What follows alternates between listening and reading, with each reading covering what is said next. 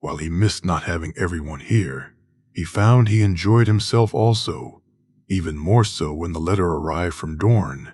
He had been almost too nervous to open it, putting it off until he went to his room that night, the smell of her perfume on it enough to make him smile. When he did eventually open it, he was relieved and excited by what it said, by what she suggested, and he had ended up rereading it almost every night since. My lion, I find my nights to be dull and without entertainment, my bed to be far too big and far too empty. The quietness seeming so dull compared to the roars I enjoyed so much. Were it not for my uncle's own visit to the Reach, I would have been able to come to visit and find out if the memories I think on are ones which can be repeated, or dreams I shall need to look back on.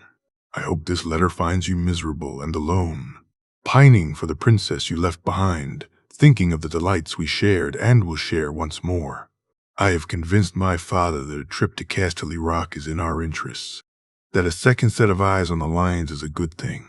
As I write this, I find there are many places my eyes wish to travel, many sights I wish to see, and delights I wish to savor. I shall see you soon.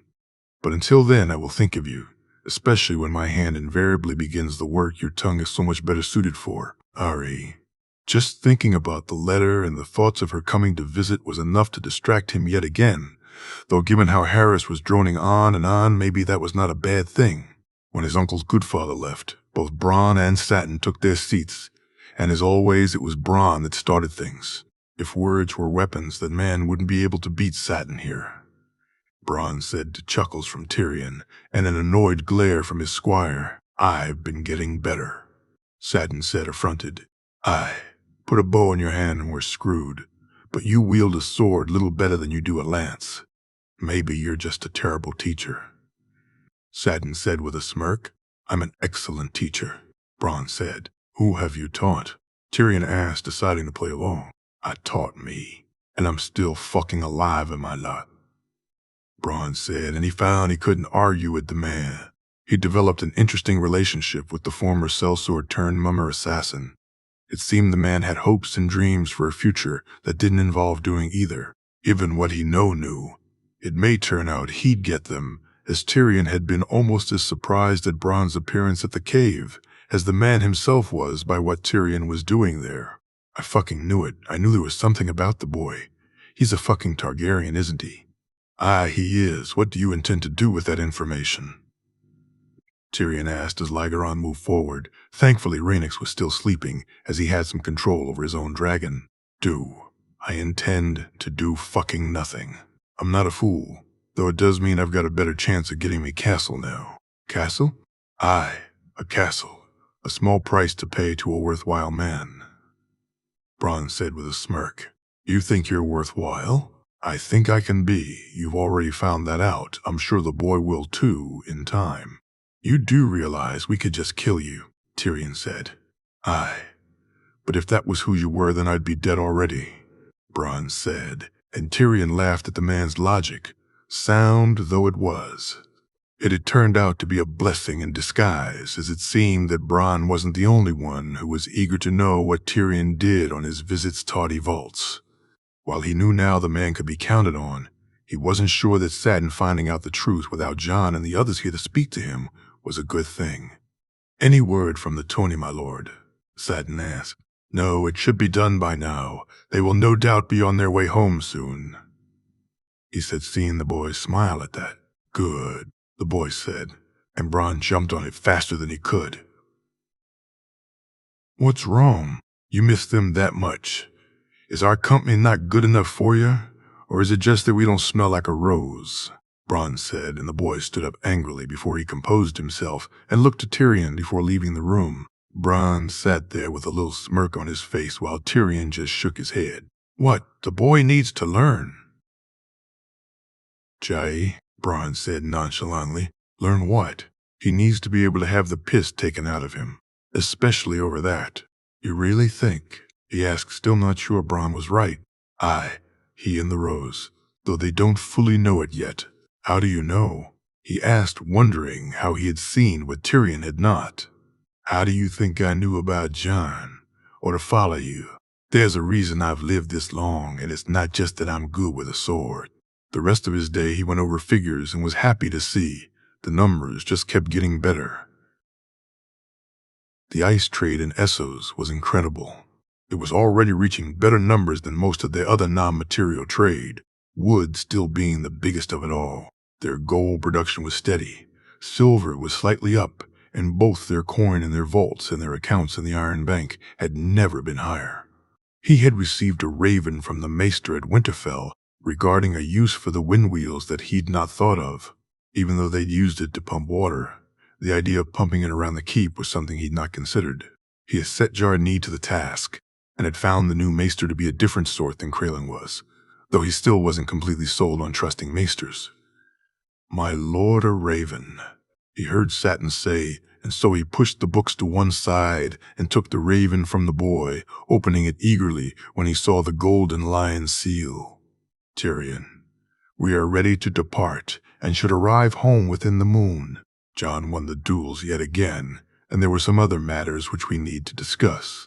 I look forward to our return, Jaime."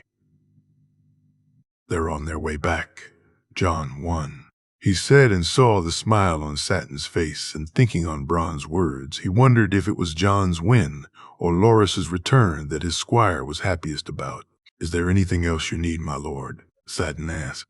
"No. Go rest. I'll see you on the morrow." "Good night, my lord." "Good night, Satin," he said as the squire left. Looking down on the books, he got up and rubbed his brow, deciding to call it a night himself. He walked to the kitchen and filled a small sack with some fruit, cheese, and some peach pie, then grabbed a bottle of wine before taking the lift down to the vaults. Without Walder or Jor's here, the guards they picked were not allowed into the vaults themselves. Even though it was only Sorella who stayed there now, they, as far as he knew, adhered to that policy, and he gave the two on duty a nod as he walked through the door. He headed past the rooms and out onto the beach, down through the sand and into the caves. As he walked further in, he found both dragons laying there after having clearly eaten, placing his food on the ground. He walked over to Rhaenys, her purple eyes looking to him as he did so. "They are on their way back. My nephew won once again. We should see them soon," he said, reaching out and stroking his nephew's dragon and feeling her trill as he did so. He then walked to Lygeron and sat down, grabbing his food. He began to eat and even shared the pie with the dragon, his dragon having a sweet tooth, while Rhaenys preferred meteor fare. Leaning against the dragon's back, he drank his wine as he began to tell the dragons of his day, of what he got up and what plans he was making. Soon, all three of them were sleeping, and he once again found himself dreaming of flying through the air. King's Landing, 295 AC. Jon Arryn. Ruling without the king and the royal family he found much to his liking, had Lysa not been here during the time. It may well have gone down as some of the happiest of his life. He enacted laws, organized projects, and didn't have more than one feast to attend to until Illyrio returned. Before then, he was simply able to be hand, to rule, and to see the benefits of that rule without spending most of his time running after Robert and clearing up his messes. Each night he went back to the Tower of the Hand, though it was a night of other problems. Seeing Lysa with their boy, how she coddled him and fussed over him, even berating him for chiding the boy during one of his all-too-regular temper tantrums, was as tiring as dealing with Robert. More and more he wished she had gone to the damn tourney. He'd even asked Peter to take her, only to be reminded that Tullys were not invited. Had they not planned to gut the roses for coin, he'd have been sorely offended by that. As it was, he was still incredibly angry. Bad enough that his good sister and brother had been all but banned from the Reach. But his wife also. It was too much. Robert had explained that Lysa wasn't actually specifically told not to attend, nor had Catelyn or Edmure been, but the perception was clear, and none of them had been officially invited, a snub he intended to pay back when he could. "My lord, a raven from his grace," Pycelle said, handing him the scroll. Waiting until the man left was annoying, as Pycelle's mummery and his eagerness to see what his reaction to the king's words was all too clear to Jon. But wait he did, and once Pycelle left the room, Jon opened it before throwing it down on the table. Of all the damnable things that little monster could do, pulling a knife on Gerion's daughter. as if they didn't have enough issues with the damn lions. "You called, my lord?" his steward said, sticking his head through the door later that night. "Aye, that list of prospective Kingsguard, do you remember where I put it?" he asked, and the man nodded, walking to the shelf, and then pulling down a book and handing him the note. "Thank you. I find my head clouded this evening," John said, and his steward just nodded as he left. Fucking Boros Blount, he thought as he looked through the names. In the end, he just put the list back on the shelf and poured himself a glass of wine before quickly draining it, deciding he'd deal with that on the morrow. Walking into his rooms, he saw Lysa sitting with Robin asleep on her lap, his wife singing softly to the boy, and while her voice was atrocious, it still made him smile to see that sight. Compared to the others, he thought as he shuddered to remember her breastfeeding the boy while they broke their fast. Taking a seat, he began to drift off, only for his wife to speak to him, forcing him to stay awake for a while longer at least. "Have we heard any news from Petter?" Lysa asked. "Not yet, my dear. We did receive a raven from the king about Princess Joffrey's behavior, but nothing from Peter yet." "But he swore he'd write. Has he been harmed? Has something happened to him?" Lysa asked, her voice rising enough to wake Robin. "Hush, hush now, my sweet boy," she said, and their son went back to sleep. "I'm sure he's perfectly well, Lysa. He is a very busy man, though, and perhaps his duties have kept him from writing," he said, and she nodded. "You keep him far too busy," she said, shaking her head. "Indeed," he said, already tuning out the inevitable diatribe that was coming. Whatever it was, she said he slept through it. He woke up stiff and uncomfortable early the next morning and broke his fast alone. He was actually working in his sower before the dawn broke.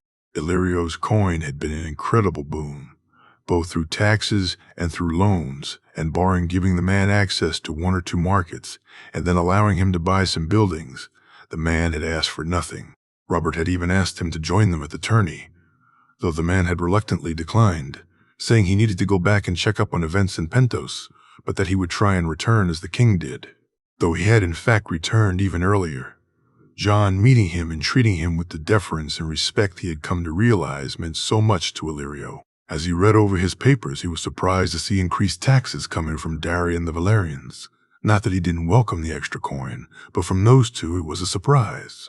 Calling for his steward once again, he asked the man where the increased coin from the houses was coming from, soon finding himself surprised and shocked to learn that both houses were involved in trade with the Lannisters and Manderleys.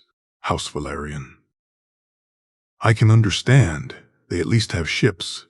But Dari?" he asked, confused. "I believe Sir Raymond explained it when he was last here, my lord," the steward said. "Explain it again," John said, not remembering meeting Dari, "as Lord Raymond told Lord Baelish," his steward said, and John breathed more easily, glad he had not forgotten something important again. Sir Willem befriended a man in Bravo and saved the man's life while he was hiding the dragons, he said, shaking his head. "Apparently so, my lord. The man, it turns out, was a traitor, and to repay a life debt to House Dari, he gave them access to some of his roots, access that the Lannisters and the Manderleys were most happy to receive, I gather. As do I, given this coin. Very well. It's most strange, though. There is nothing illegal in it, and more coin is most welcome." "Lord," his steward said with a small bow as he left. It was times like this he was glad that Robert didn't pay attention to the affairs of the realm.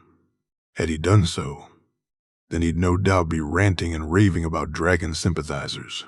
While keeping them in their rightful place was all good and proper, going too far with them would not endear them, even to their loyal lords. Over the next few days, he was happy to receive a raven from Petir, saying that he had managed to smooth things over with the roses, and it had made Lysa happy to find out that her friend wasn't ignoring them. It was the next few that arrived which had him almost tearing his few remaining hairs out. Of all the damn stupid, why that boy, of all that idiotic ideas he could have had. He shouted as he brushed the things from his table angrily, knocking them to the floor, the glass breaking sounding loudest of all. "My lord?" "Hugh," his squire said as he ran into the room. Get out now," he shouted, and the young man did as he was bid. He stewed in his anger for the rest of the day, refused to see anyone, and were it not for dinner that night with Illyrio, then he may have not seen anyone until the morning. As it was, he reluctantly made his way to dine with the fat magister. He was not too keen to see the man gorge himself on food, and especially not with no real appetite of his own. That Robert had knighted that boy was bad enough, though given how he doted on Jon Snow, it was not a surprise. But that he'd betrothed Myrcella to a damn Stark of all things, what was his foster son thinking? Was he really that deluded, as stupid? The answer he knew to both was yes, but to give a princess to the savages in the north. It was bad enough he wished to bring one to the Red Keep, though by all accounts, Sansa had been or was more like her mother than her aunt. Perished the thought of another Lyanna Stark. A princess soon to be the queen of the realm, though would have no choice but to worship the true gods. A princess sent north could very well end up kneeling before a damn tree, he thought bitterly. "Ah, Lord Jon, it's good to see you, my friend," Illyrio said when he walked into the room. Jon smiling forcedly as he watched the man lick his fat fingers clear of the grease. "Illyrio, I'm afraid I have little appetite this evening," he said with a shake of his head. "You are trouble, Jon. I find sharing them with the right companion and over a fine meal to be most comforting." "Bet you do." He thought but said nothing and smiled once more as he took his seat. He shook his head at the offered food, but gladly accepting the wine. Fucking lions and wolves, roses too, but lions and wolves mainly. He said, his speech slurred a little later that night. "The Lannisters are causing you distress, Jon?" Illyrio asked curiously. "Aye. They are fucking uppity lions. They think because they have the gold they make the fucking rules. They don't. I make the fucking rules," he said, taking another glass of wine. "Indeed, I have had dealings with them in Essos. Quite a trading organization they have. It would please you to see them troubled?" Illyrio asked. "It would, my friend. It would please me indeed," he said, smiling broadly. "Then perhaps I can help? I have contacts in the Golden Company. I've been known to use them from time to time. Maybe it's time the lions suffered some losses?" "Really, you could manage this," Jon said, spilling his wine in his excitement at the thoughts of it. "Anything can be managed for the right incentive." Illyrio said, smiling. "You'd find me most grateful, my friend. Most grateful to see the lions brought low." "I'm sure we can find something that will allow you to show that gratitude, Jon." Illyrio said, and he nodded, smiling as he drank, and then he reached out to grab some of the meat on the plate, his appetite suddenly returning. Essos the Shy Maid, 29.5 AC, Jon Connington. Seeing Norvos in the distance, he once again wondered if this was a good idea. While he knew why Aegon wished it, given what had happened with Daenerys and the Hound, he wasn't sure they should do this. But his king had been insistent, and he cursed Illyrio, and even himself for not destroying the letter. He wasn't even sure if they were still here, and surely if they were, then Illyrio would have dealt with them by now. But Aegon, hearing that his aunt was in Norvos, was in no mood to wait for others to bring her to him, not any longer.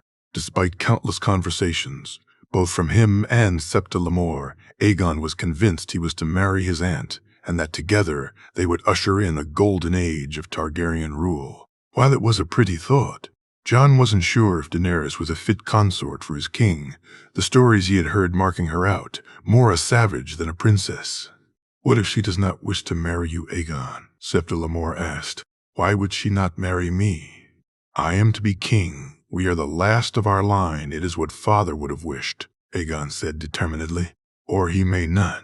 Your father was against incestuous marriages, Aegon. I believe had he lived, he'd have wished you marry into a great house for the alliance. Lady Marjorie is of age, and the Tyrells bring the reach.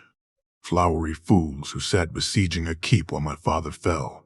What use are they to me if they would not fight when they were needed most, Jon?" "Jon," Aegon said angrily, and while he agreed with his king, the numbers didn't lie. "What of Arianne?" Lemore asked, and Jon was glad of the help. "My uncle will support me upon my return. There is no need to wed my cousin." Aegon said, and Jon couldn't help but smile at his king's intellect. While that is true, Aegon, your aunt brings us nothing but her name, a name you have already. You are the rightful heir, should they know of you. Then houses throughout Westeros would be singing your name and toasting your return. They would, Aegon asked, a smile on his face. Of course they would, my king, but houses are fickle too. They also seek to rise. They seek to gain, and the easiest way to do so is with a union by marriage. With yourself and Princess Daenerys, you have 2 marriages to offer, he said, hoping to make Aegon see reason. No, Jon, I will marry my aunt, and that is final, Aegon said angrily before storming from the room. He sighed as he lay in his bed later that night. The girl had nothing to offer other than the 3 dragon eggs she'd stolen from Illyrio, and they were only good for coin. Something that, thanks to Illyrio, they had a large supply of. No, it was men they needed. They needed the support of the great houses, and there they had enough problems without Aegon wasting himself on a silly girl who thought herself a warrior. The Starks, Lannisters, and the Baratheons would all be against them. House Arryn too, and so that was 4 of the 7 kingdoms they could end up facing. The Ironborn would do as they would, and so that left them Dorne and the Loyalist houses. If they could also bring the Reach too, then they had a chance, but would the Reach come with no reward? If they could cause enough disruption, then with those numbers they would have more than a chance. Yet Aegon wished to throw all that away on a girl who wished to play with swords. That alone proved he was his father's son, far more than the different shading of his eyes or hair proved him not to be. That he was so lost in the idea of being with an unsuitable girl showed him true. But while he had failed the father, Jon would ensure he didn't fail the son. He would ensure it by doing whatever it took, he vowed as he slept that night. Where is he? He asked Lemore angrily the next morning. He, Duck, and Halden went into the town bright and early, she said, as if she hadn't a care in the world. And you didn't wake me? He asked, his face red from the pressure he was putting on it, just so he'd not explode at the silly woman. For why? Young Griff wished to visit the town and brought his guard with him. What more could you have done? I could have refused him leave, he said. Good luck with that, she said dismissively as she walked away. Grabbing his sword, he left quickly and began to search the city. Norvos was far too large, though, and he doubted he had any chance of finding them at all. Something that was proved right, as over the course of the day he found no sign of them whatsoever. Feeling his worry rise, and at times on the verge of panic, he almost didn't hear the talk of the young girl and the scarred man. He almost missed it, and was passing by when he turned back. What's that you say? He asked the fisherman. Who are you, and what business of yours is what I say? The man asked suspiciously. A mere traveler friend. The scarred man is a man I know from long ago. You say he was here? He said, putting on his most friendly smile. I do, and that's all I'm saying, the man said as Jon reached into his tunic and pulled out some coins, quickly finding one with the 3 bells of Norvos on the front. How about now? He said, showing the man the coin, which the man looked greedily at. He and the girl took the witch's ship, headed to Volantis, I heard them say, the man said as Jon handed him the coin. The witch. Quaithe of the Shadow, evil woman. She put a spell on a friend of mine, turned him into a fish, and then fried him up and ate him, one of the other men said. And you're sure it was Volantis? He asked, wondering what to do with the knowledge. I am. Though why you and a green boy wish to know of her is beyond me. The girl didn't even have no teats. Girl? Green boy? He asked, confused. A while ago, a blue-haired boy asked me of her, and I told him. Made more coin today with the tail than I did from fishing all week, the man said, laughing. After finding out that Aegon and the others had been here earlier and had gone to the Red Temple, he went too and found he was barred from entry, just as they had been. Turning back, he walked to the ship and was almost there when a woman wearing red stepped out from the shadows. A black dragon is no dragon at all. You know the truth. In your heart you know the truth, the woman said, and when he moved to her, she was gone, Jon shaking it off as he made it back to the ship. He was relieved to find Aegon there, and even more so to see him in such a good mood, though not at the idea that they would be now going to Volantis. Still, he could perhaps get a message to Illyrio once they passed through their drop point in Goyandrohe. So he played along with Aegon's happiness, ate his dinner, and tried not to shudder when Aegon had his harp lesson. The sounds, not what one could call music, not truly. Laying in his bed that night, he formulated his plans and hoped when he finally saw his Silver Prince again, he'd forgive him for them. Aegon, though, must be king, and to do that he needed a bride who actually brought them something, one who was worthy. He'd not let Aegon make his father's mistakes, and Daenerys was already sounding far too much like Lyanna Stark for his liking. "Forgive me, my prince," he said as he contemplated how they would kill Rhaegar's sister without Aegon knowing, and he hoped that Illyrio managed it so that he would not have to. The dreams that came that night were of his Silver Prince and the music he played, the song he sang at the feast, and seeing him dance with the girl who cost him everything. "My son is the true dragon. Protect him, protect him. Protect them from the Black Dragon Jon," he heard Rhaegar say, and then Lyanna looked to him. "Protect our son." He thought she said, but he was sure he had to be mistaken. Pike, the Sea Bitch, 295 AC. Theon. When he had arrived on Pike, he had been nervous. Heading to the keep with Dagmar and the others, he had covered it well, but deep down inside, he had been nervous. He saw the men look to him as they walked into the great keep, heard the whispers as he strolled through the great hall. There in front of them, sitting on the sea-stone chair, was a man he'd not seen in almost 6 years. Beside his father stood 2 of his uncles, Victarion and Aaron, the Lord Captain and the Danfair, both looking surprised but happy to see him. His father, on the other hand, did not. His face was set in a scowl, and he glared at him, almost making Theon wet his pants, so intense was the look. "How did you get here, boy?" his father asked, his voice firm and angry. "I escaped," he replied a little shakily. "Escaped? 6 years. It took you, and we bound by our word, which you've now broken," his father said. "Word given to Greenlanders is not fit for purpose," he said, repeating something he heard one of the men on Dagmar's ship say. "Aye, the lad speaks the truth, Balon," his uncle Victarion said. "How did you escape, boy?" his father asked, not even acknowledging what his uncle said.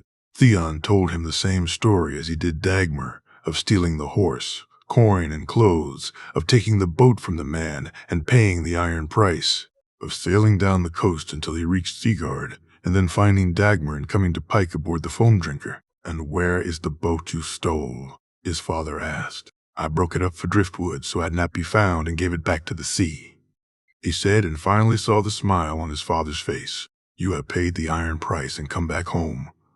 I welcome you, my son. What is dead may never die. What is dead may never die," the men in the hall said loudly, Theon joining in. He received a pat on his back from his uncles and sat with his father that night at the feast, enjoying the company of a thrall as he slept in his own rooms for the first time in years. He eventually had the discomfort of meeting his uncle Euron, the man just as crazy as ever in Theon's opinion, though it was moons until he met his sister, and Asha was not the same girl he remembered.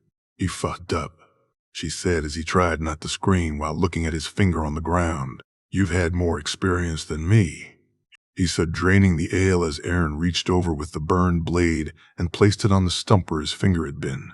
Theon almost, but not quite passing out as he smelt the burned flesh. "Aye, and not just at finger-dancing, little brother, though when you wrap that hand around your cock later on, it'll be as if someone else is doing it for you," she said, laughing as he tried not to cry from the pain. "It won't be my hand around my cock, sister," he said. And she laughed loudly, as did he. Over the next few moons, he had begun to enjoy being an Ironborn once again, finding his sea legs, going on a trip around the islands with Asha on the Black Wind, and getting to know his sister again. He learned more about his uncles, and Asha warned him even more about Euron, telling him that the man's madness was beginning to be a problem. "Be wary of the Crow's Eye, brother. You are father's heir, and he is ever resentful," she said drunkenly one night, and he nodded before one of her thralls, a girl he had his eye on, took his sister to her bed. When the letter from the crown demanding his return came, he laughed along with everyone else when his father shouted out his response.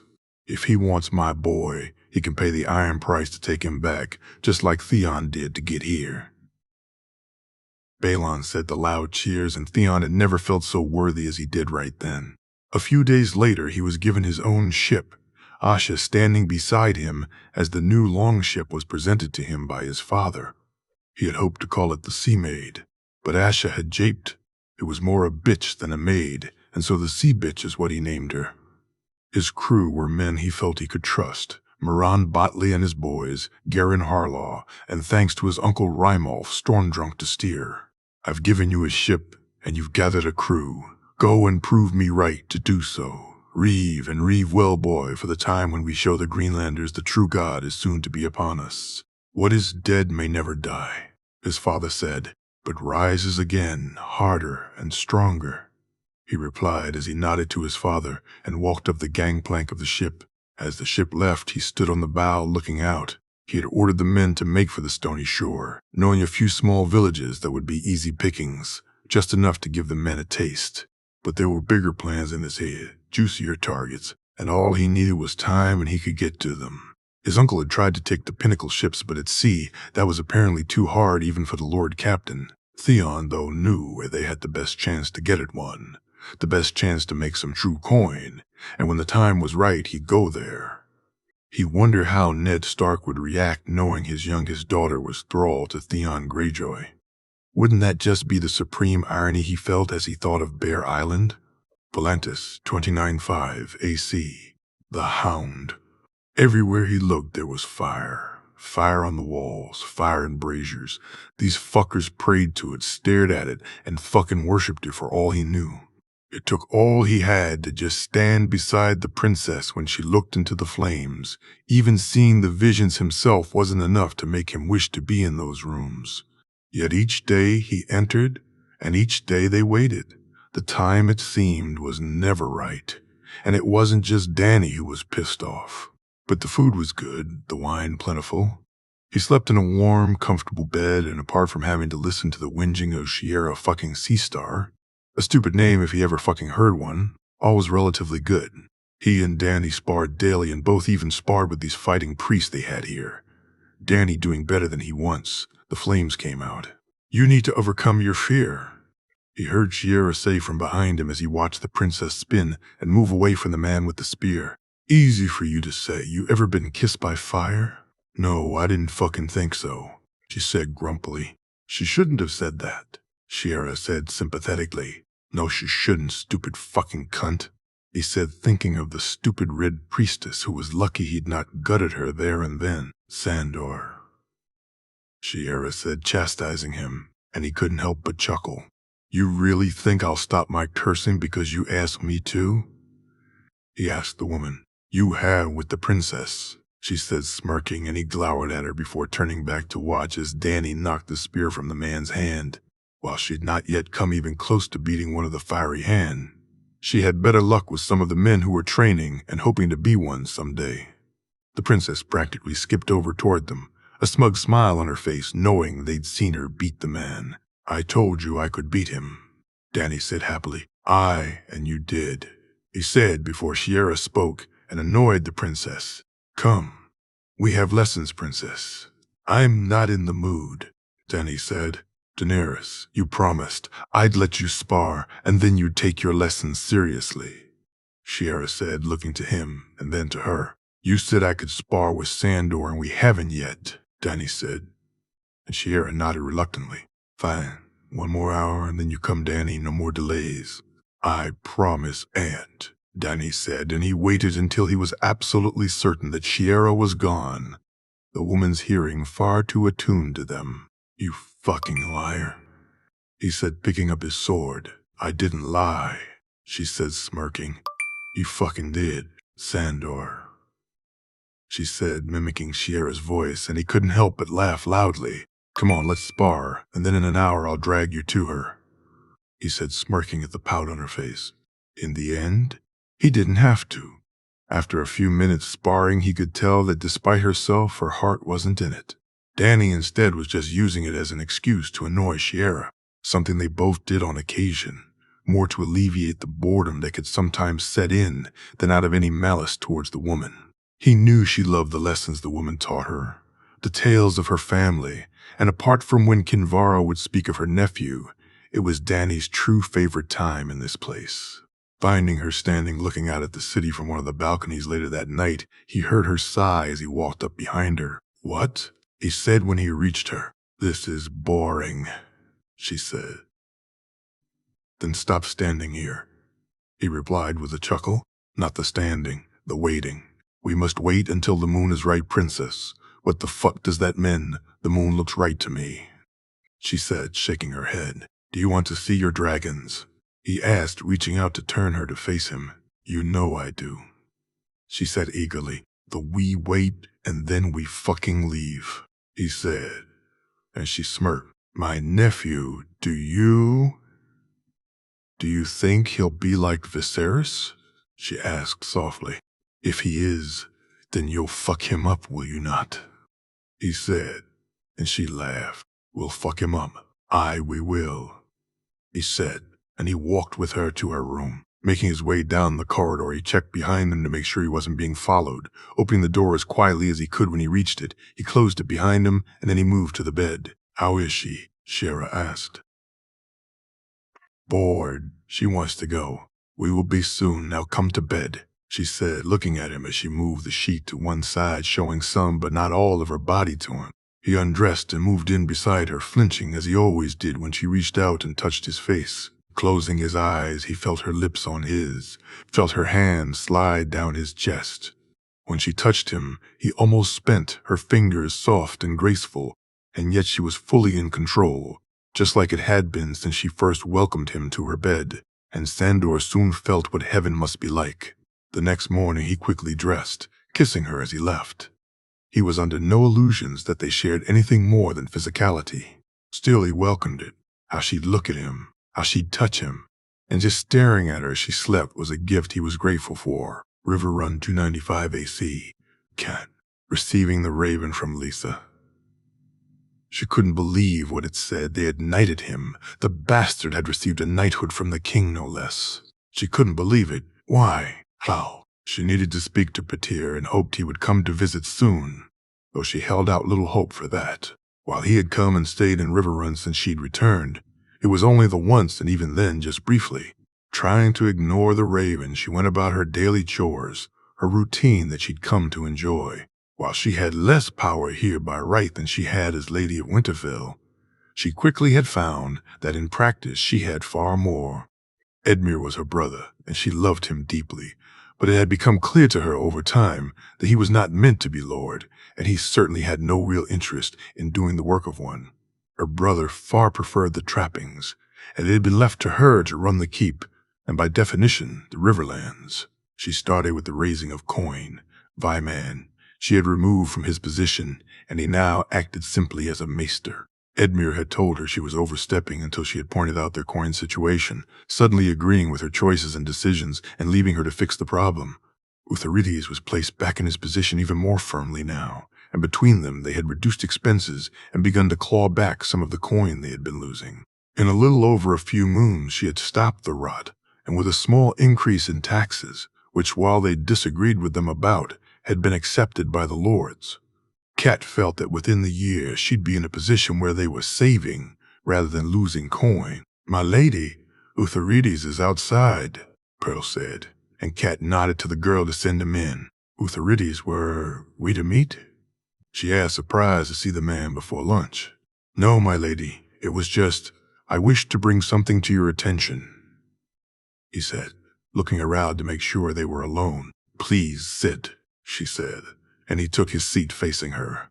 "My lady, this is a most delicate matter.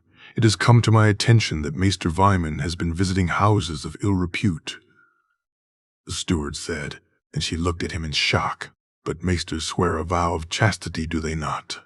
she said, and the steward nodded.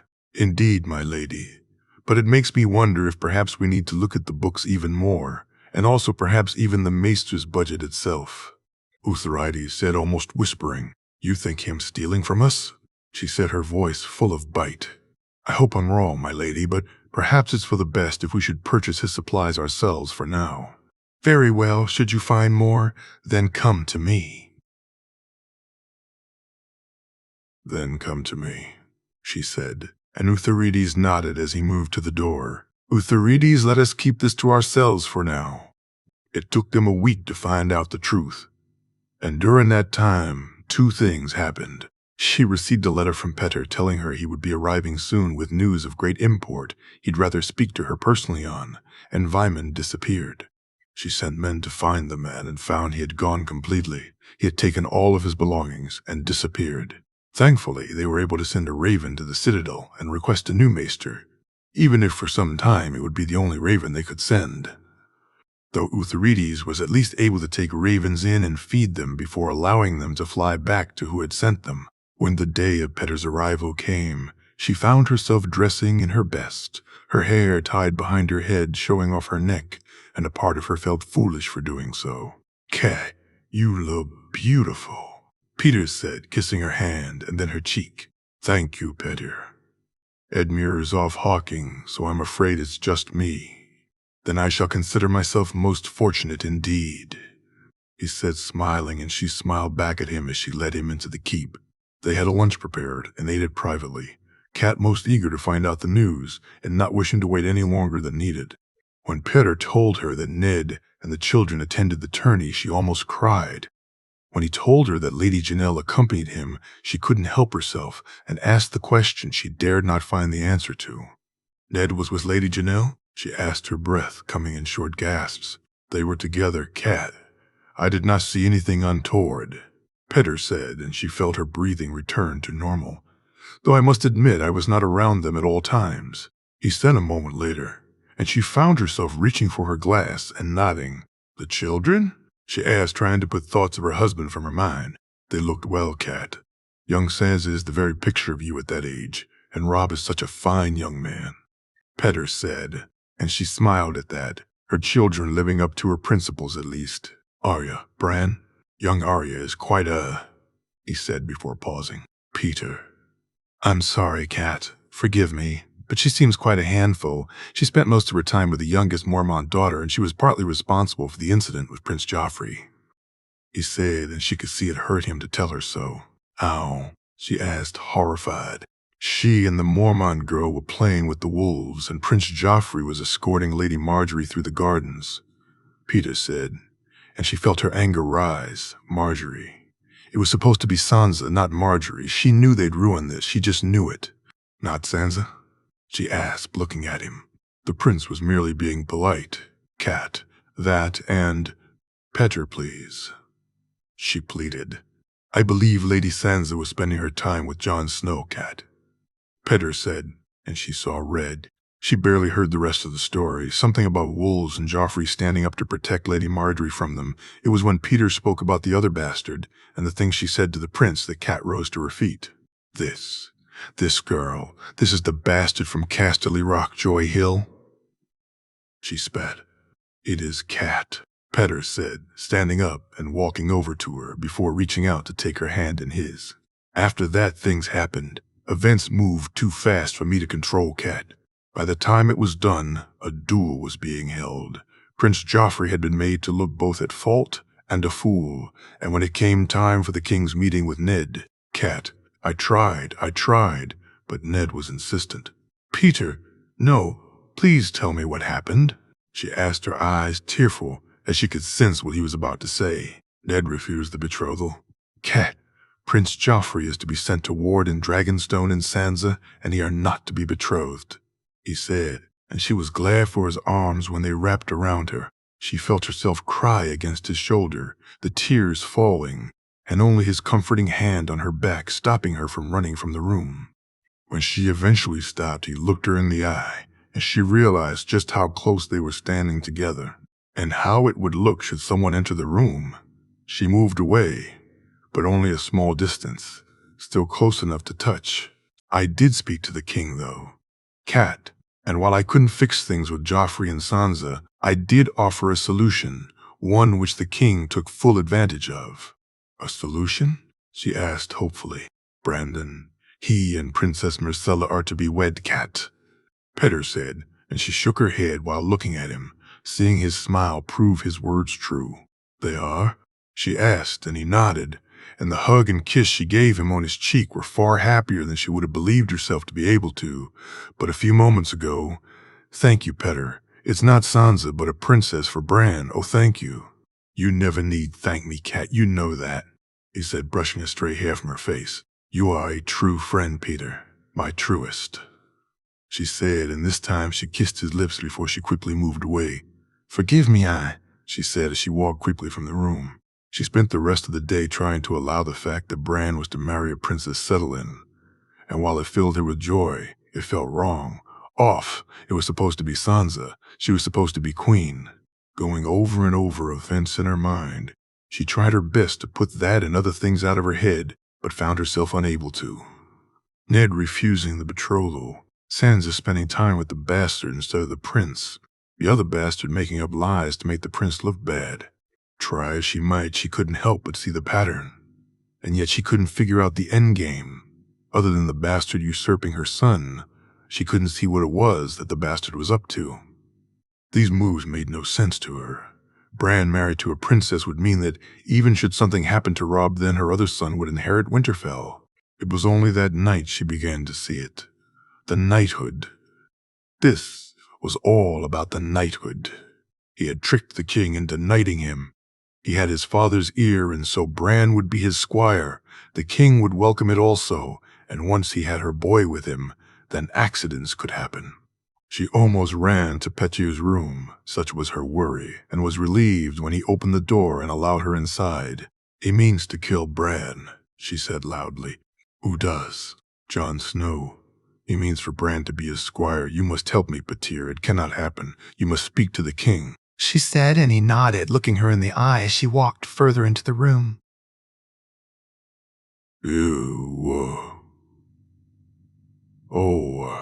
I can arrange it.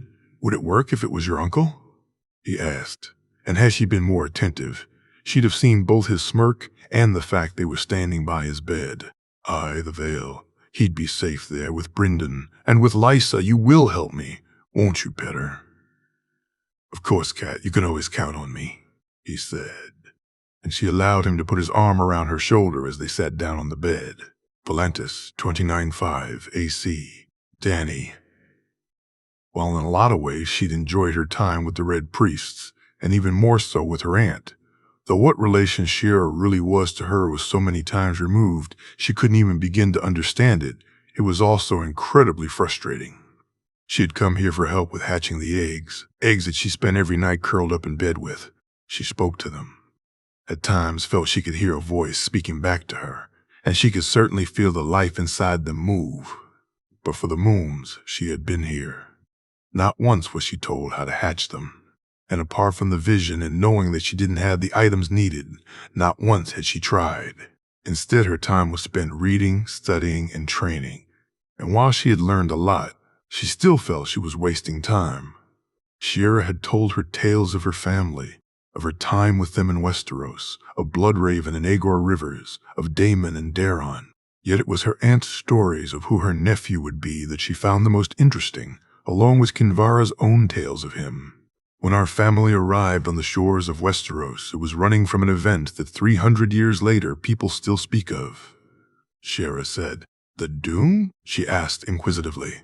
"The Doom. But why did Daenerys dream of that, and what other dreams did she have?" "I don't know," she said, looking to her aunt. "Aegon conquered, and our family sat the throne, and for 3 centuries we have been plotted against, conspired against. We have been murdered, betrayed, and we should not have survived, but here today we still do. I live, you live, Aemon Targaryen rests at a wall of ice, and our nephew lives. Is he really what the Red Priests say? Is he Azor Ahai?" she asked and saw her aunt smile. "He is the prince that was promised. This I know. What other names they call him, I do not. But he is the hero eternal, the one who will bring the dawn, and our role is to help him do so." With Kinvara, it was far more vague. She only told her that he was in Westeros, that he had already begun to plan to take their throne back, and that he was working in the shadows until it was time to reveal himself. It was who he was, though, that Dany found the most amazing, Rhaegar's son with Lyanna Stark. Prince Rhaegar felt the song deep within himself. He and Lyanna Stark were a love so true, so pure, that the world could only withstand it briefly, and so it was always doomed to end in tragedy. Kinvara said, "What happened?" "Viserys would tell me that the wolf girl led our brother astray, and she is the reason our father and mother died, and why we were forced to run and hide," Dany said, knowing now that this was obviously another one of Viserys' lies.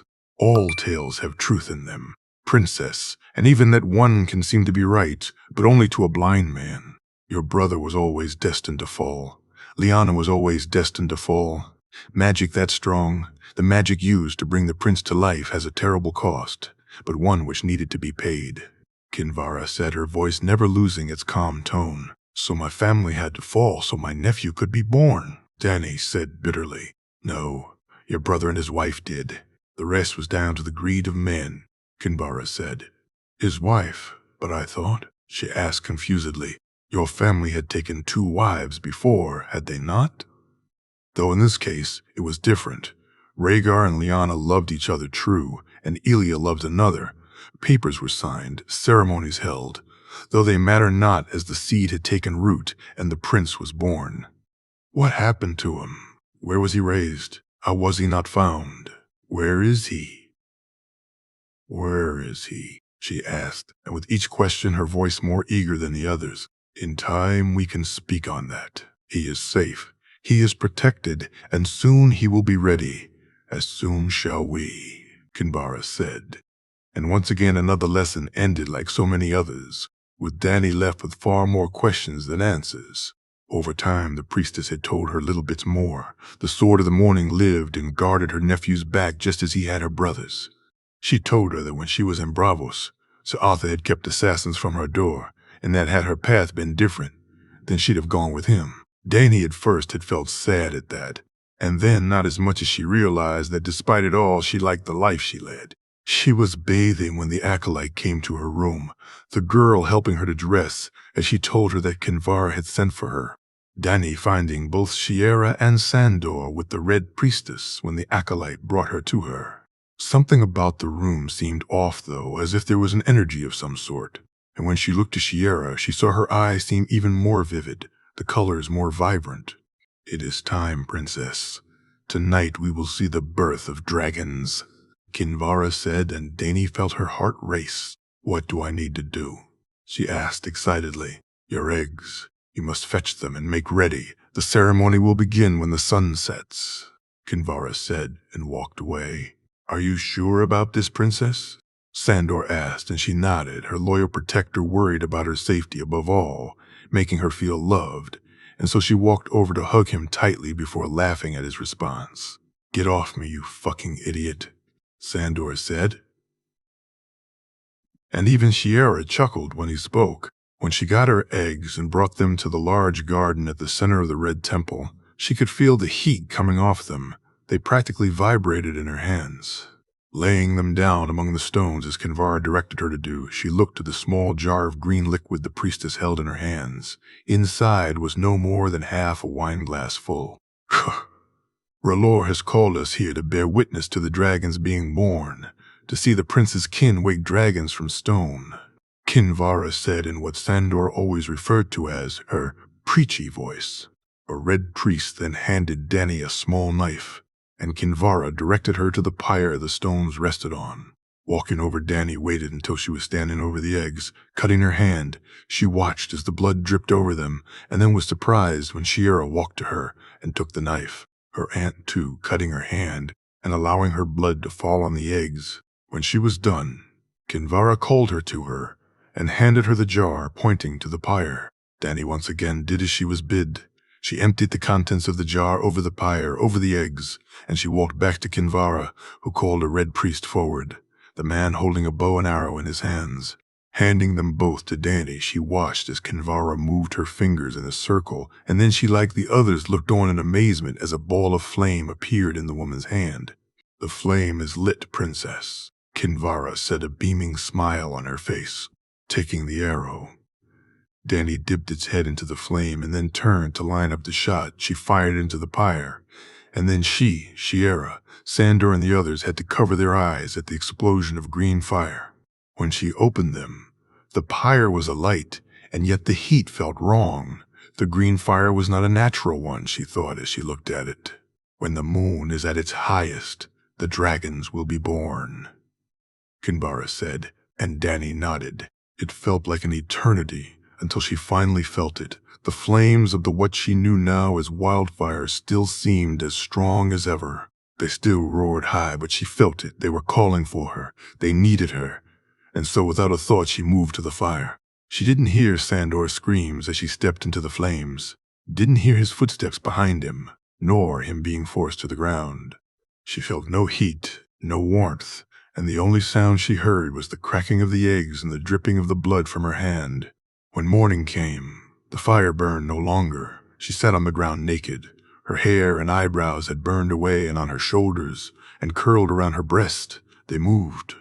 Her sons, her children, her dragons, and she smiled as the Black One crawled up to look into her eyes, and she swore she heard him speak. Mother. Spending time with his family was just as he had expected it would be. His father's disappointment made all too clear, with his mother's happiness in seeing him being the bright spot. Dickon, still talking of things Sam really had no interest in, and Tala just happy to hear him tell her tales of life at the Citadel. Being brought into his father's room and being made stand in front of him while he worked on papers was something he knew all too well, and so was not a surprise to him. Thankfully, though, because of Marwyn, he was better able to handle it, the maester showing it for what it was, a way to belittle and make you feel small. The mage had pointed it out to him in the Citadel, showed him how Theobald and Ryam especially did this often, while Ebros and others had no time for silly games. You will be going back to the Citadel, his father said simple and directly, and Sam raised his head, having been lost in a dream and thinking about the ride back all the while. Of course, father, he said, and his father just nodded and looked back down to his papers. You have coin? His father asked, not looking back up at him. I do, he said, smiling. Very well, say your goodbyes to your mother, brother, and sister before you leave, his father said. And Sam noticed that he'd left himself out of it. Goodbye, father, he said softly, and walked out of the room, receiving no reply or acknowledgement from his father as he did so. Marwyn had left with the Lannisters and Jon Snow, Sir John now, along with Prince Oberyn and the Lords of the West. He had thought he'd be going with him, but the Maester and Jon had come to speak to him before they left and told him he would not. Would you not like to spend some more time with your family, Sam? Jon asked. I would, some of them anyway, Sir John, he said, and Jon chuckled. I already hate that, Jon said, and Sam couldn't help but smirk at the annoyed look on his face. If I'm not to go with you, then how am I to make it back? He asked, turning to Marwyn. Jon has arranged for you to travel as part of his family's accompaniment. They will treat you far better than I did when we traveled here together, Samwell. Marwyn said, I enjoyed our travel, Maester, he said genuinely. But not my snoring, eh, Samwell? Marwyn said, and they both laughed. Sam, there is something I need you to do for me, Jon said, and he looked to Jon and then to Marwyn, who nodded at him. He had agreed to do what Jon asked. It was simple enough. All he had to do was just watch the Maesters as he had been doing for Marwyn. They would arrange someone to contact him in Old Town, and that was it. After saying his goodbyes to the Maester, for now at least, Jon had introduced him to his family, and despite his initial shyness, he had enjoyed spending time with them. He had spent a little time with Sansa and Marjorie too after Jon's departure, surprisingly finding that it was Marjorie more than Jon's sister who seemed more put out that he had left. When the time came for his own departure, he felt some tension when the king's party was to ride with them, though a lot of that disappeared, he felt, when Lord Baelish said he'd instead make his own way to King's Landing. Saying his goodbyes to his mother and sister were just as hard as they had been the first time, to his brother though not as much, and with his father he may as well not have come back, or at least that was the impression he was given. He had thanked Lady Olenna for her patronage, and she had just smiled and said that one day he could pay her back, making Sam wonder how he could ever do such a thing. Come, Sam, the carriage is leaving, he heard Bran Stark say as he stood looking at Highgarden, not knowing when or if he'd see it again. I'm coming. Are you riding with me? He asked. I am. You can tell me more of the Smiling Night and Sir Arthur Dane, or the one about Maelys the Monstrous and Sir Barristan. The boy said tales of knights being his thing. It was on the second day of the ride that he made the discovery. Walking in the woods near where they were camped, he came across Bran, Arya, the two Reed children, and Lady Janelle sitting in a clearing. Both Arya and Bran sat with their eyes closed, and he looked on as one of the direwolves walked up to Bran and licked his hand. Hearing the branch break behind him, he turned to see the other wolf, and this one didn't look as if it was going to lick anything. "Please, please, don't eat me," he said, almost sobbing and falling to the ground as the wolf moved towards him. "Arya, call Nymeria off," the Reed boy said, and Sam watched with great relief as the wolf walked away, though he heard no call. "Please, I wasn't spying, I was just walking and I saw," he said, his voice shaky as he checked his breeches, relieved to find he'd not soiled himself. "What did you see?" Lady Janelle asked as he was helped to his feet. "The wolves, they are wargs?" he asked, excited by the prospect. "You can't tell anyone, Sam," Bran said, and he nodded his agreement. "I won't, can I?" "Can I stay and watch?" he asked, and Bran looked to Janelle, who said he could. He spent the rest of the day watching them. Seeing it in person was far different than reading it in the books. There were some who called it a myth, maesters who said they'd never heard of such a thing and that it was just the tales of fools. They had tried to say that tales of warging meant as much as tales of grumpkins or snarks.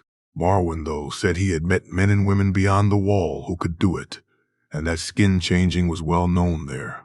That night he was treated to an awkward meal where everyone could hear the loud boasts of the king from his tent. Sam sat with the Reeds and some of the other northern children, as the Starks had all been invited to sup with the king. Throughout the night he and others had heard loud shouts of Sword of the Morning and how Jon was just like his father. "Gods, that man can talk," he heard one of the Mormont girls say. "Sigh! Talk, drink, and grope servants. To think he was once called the Demon of the Trident." He heard another voice say before people began to chuckle, and he soon joined in with the laughter. By the time he got to Old Town, he felt a little sad to be saying goodbye to them all. Hearing them tell tale of fostering and of visits to be arranged made him feel left out. His father had barely allowed him to visit the other houses in the Reach, and were it not for his mother, he'd have never met any of the other children. He had never needed to ask his father the reason, and when he had started taking Dickon with him when he visited other houses, it was made even more clear. "It was nice to meet you, Sam," Bran said as he bid him farewell. "You too, Bran. Next time we meet, you'll be a knight," he said with a smile. "Really, but that won't be for years," Bran said sadly. "Well, when next we meet, you'll be a squire then," he said, and the boy seemed far happier with that. Walking through the Seneschal's court, he made his way to his room. Well, cell, really. Placing his belongings on the small table, he quickly headed to the library and found some books on what he was looking for. He spent the night reading of wargs and greenseers, of skin changes and shape changes. He shuddered when he read of being able to take over a man's body, and the dreams he had that night made him wet his bed. On the road to Old Town 295 AC, Jon. Saying goodbye was the hardest thing he'd ever had to do. Even if he'd also done so the night they were wed, he'd done so privately before he left, and he'd then done so again publicly when they all did.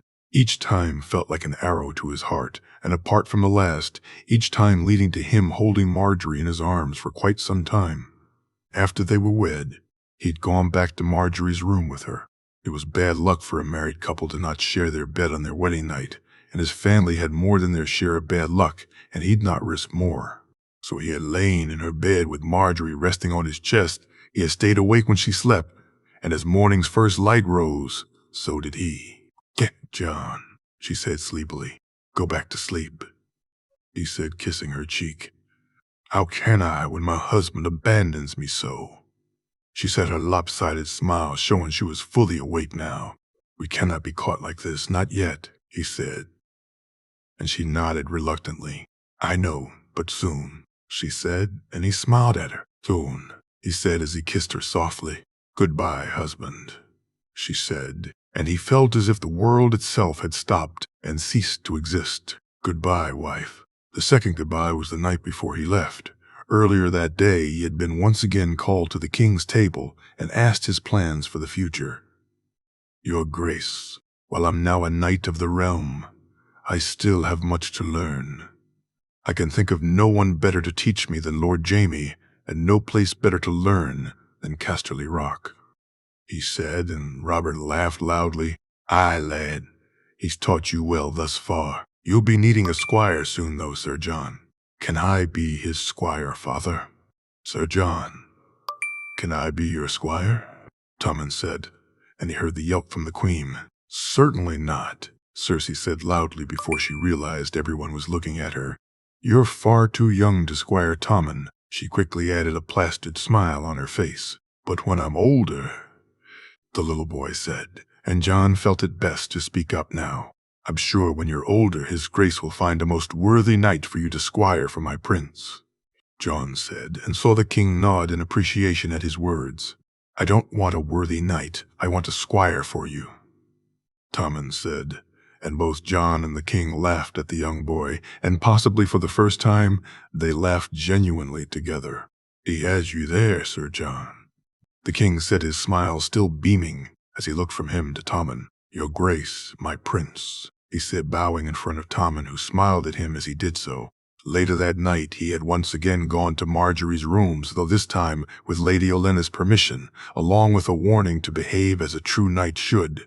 He had spent some time with her and once again said his goodbyes, promising that as soon as he was able, they would see each other again. He had then gone and said his goodbyes to Sansa, to Olenna, and to Alarée too. Departing that day, he had been slapped hard on the back by the king, who had come to see them off. He had wished the prince and princess all the best, and whispered to Tommen that he'd take him to squire if he was allowed, something which made he boy look to him as if he was a knight from a tale or legend. Saying goodbye formally felt false to him. The courtesy felt wrong, and the protocol was annoying. He was thankful for the hugs from his sisters and from his brother, and then he looked jealously at the hug Marjorie gave Loras. "Cheer up, you'll see them soon," Oberyn said later from beside him, Jon having stopped Winter for a last look at Highgarden before it was completely out of sight. He had asked Richard to come along with them, the journey to Old Town giving him enough time, he felt, to firm up his plans for the Maesters, though he found that between riding, sparring with Loras, Cregan, and Brienne, along with his cousins, the Sand Snakes more than eager to test his mettle, that he had again far too little time. He barely slept on the journey, waiting until he could no longer stay awake, and then grabbing a few short hours. Most of his nights were spent up with Richard, making sure they could do what was needed to be done, and that everything would be in place. Men weren't a problem, and some could be taken care of by others, though even those he and Richard insisted would be accompanied by their men to do the actual deed, something Wyman had agreed to most readily. "The writing is key. Do you think you can manage it, Jon?" Richard asked as they stood by the tree. "What?" "It's like drawing, Richard." So with enough practice, I can do it," he said as he was sure he could manage it. "The ravens? I can get them, but you'll have to control them, can you?" Richard asked, looking at him. "If you get the right kind, I can make them go where they need to." Which leaves us with the Citadel itself. Richard said, "Do we go in hard or soft?" he asked, and Richard smiled. "Both, Jon. We go in both." He was more than happy to leave it to Richard. The plan they had was sound, but like all plans, though there was no certainty of success and there would be problems later on that they would need to deal with. But it needed to be done now, which was more than could be said of some of their other plans. The Blackfish being an area where not just he and Richard disagreed, but everyone else did too. "I know what you say of him, Richard, but as much as I wish him on my side, it's too early," he said, and saw both Oberyn and Jaime agree. "It is. But we make the moves that are in front of us, Jon. Let me speak to him. Let me reappear and see his mind on things. I'd not put you in danger, and I'll not even hint at things, but let me speak to him," Richard asked. He looked to Jaime, who nodded, and to Oberyn, who shook his head, and finally he closed his eyes, trying to think, trying to reason it out. But he could not. "For now, we leave it. Give me until we reach Old Town," he said, and Richard nodded. When he wasn't sparring or making plans, he was, as always, riding with Joy. Despite her asking him to allow her to ride the stallion that he'd won, something he couldn't do given its size, he knew she had enjoyed riding on Winter with him. He'd even persuaded Cregan, Loras, and Brienne and his cousins to race them, using the argument that he'd need to go slower with Joy in front of him. "We can go fast, John," Joy said to him, her voice barely above a whisper. "Of course we can, but if they know that, they'll never race us," he whispered back, seeing her look at him conspiratorially before she winked back at him as they all lined up. Apart from Winter's hooves hitting the ground, the loudest sound was Joy's laughter as they left the others behind. He'd had to hold on to her tightly as she moved in front of him, trying her best to turn around to see how far behind the others were, and laughing even more when she saw them. By the time the others caught up with them, he, Ghost, and Joy were standing by the mander, Winter drinking her fill, and Joy trying to skip stones as he showed her how. "You are all so slow, Joy said, giggling when Loras and Cregan arrived first. "You two aren't human," Loras said. And John just looked at Joy before they both turned and stuck their tongues out at him, laughing loudly when he huffed. When the rest of their group caught up, they made their camp by the mander, knowing they'd be reaching Old Town within a day or two. It would be one of their last nights sleeping outdoors. It was that night, while eating with Oberyn and Ilaria, that his uncle told him he'd be leaving from Old Town rather than Lannisport. "I had thought we'd have more time," John said, looking to him and Ilaria. "It makes more sense to leave from Old Town, nephew, and I find I'm missing my daughters," Ilaria said longingly. "I understand. I hope to meet them one day," he said and saw her smile. "You will meet them one day? Elia will pester you for a ride on Rhaenys and Obella for one on Winter, while Dorea and Lareza will ask for a song and a story." Ilaria said, her smile even broader now as she spoke of her girls. "Then I shall need to write a song more fitting for princesses of Dorne," he said, and got up from his seat by the fire to walk over and hug his aunt. "You be safe, nephew. You be safe, nephew. I shall tell my daughters of their cousin, and that they will meet him. You'd not make me a liar now, would you?" Ilaria said, looking to him. "Never," he said, and she kissed his cheek as she patted Oberyn's shoulder before heading to their tent. "I look forward to my girls meeting you also," Oberyn said before handing John a letter. "For Cirilla," his uncle said. "I'll give it to her when I return." He said, not sure what he wanted to say to him. "I will go to Urienwood and speak to Anders," Oberyn said, changing the subject. "It can't happen until it's time, uncle," Jay said, looking to him, and Oberyn just smiled. "You think me a viper. Ander is even more snake than I. He'll do it when it needs to be done, and that man will suffer," Oberyn said, looking into the flames. "Will this fix things with House Urienwood?" he asked curiously. "Who knows? Anders is an ambitious man. Criston Cole, reborn Ari, calls him," Oberyn said, shaking his head with a look of disgust on his face.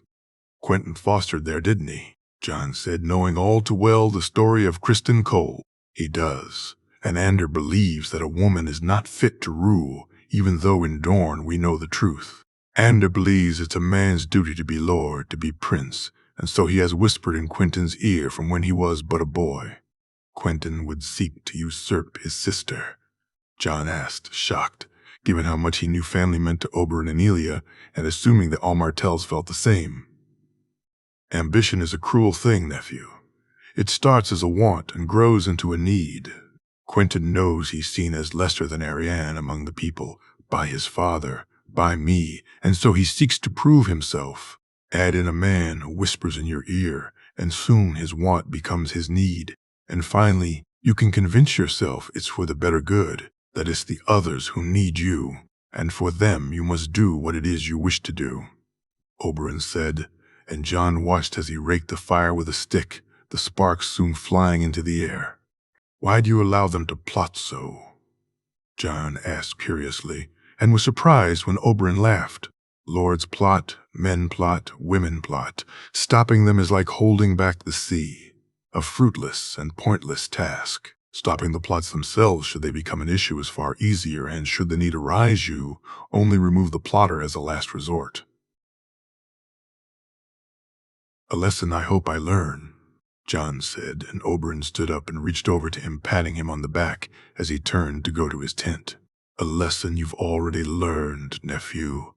They arrived at Old Town 2 days later. He once again said his goodbyes to his uncle and aunt, to his cousins, and watched as they left on a pinnacle ship. He told Richard to speak to the Blackfish when he found the time, and that he trusted his judgment on this, something Richard seemed most happy about.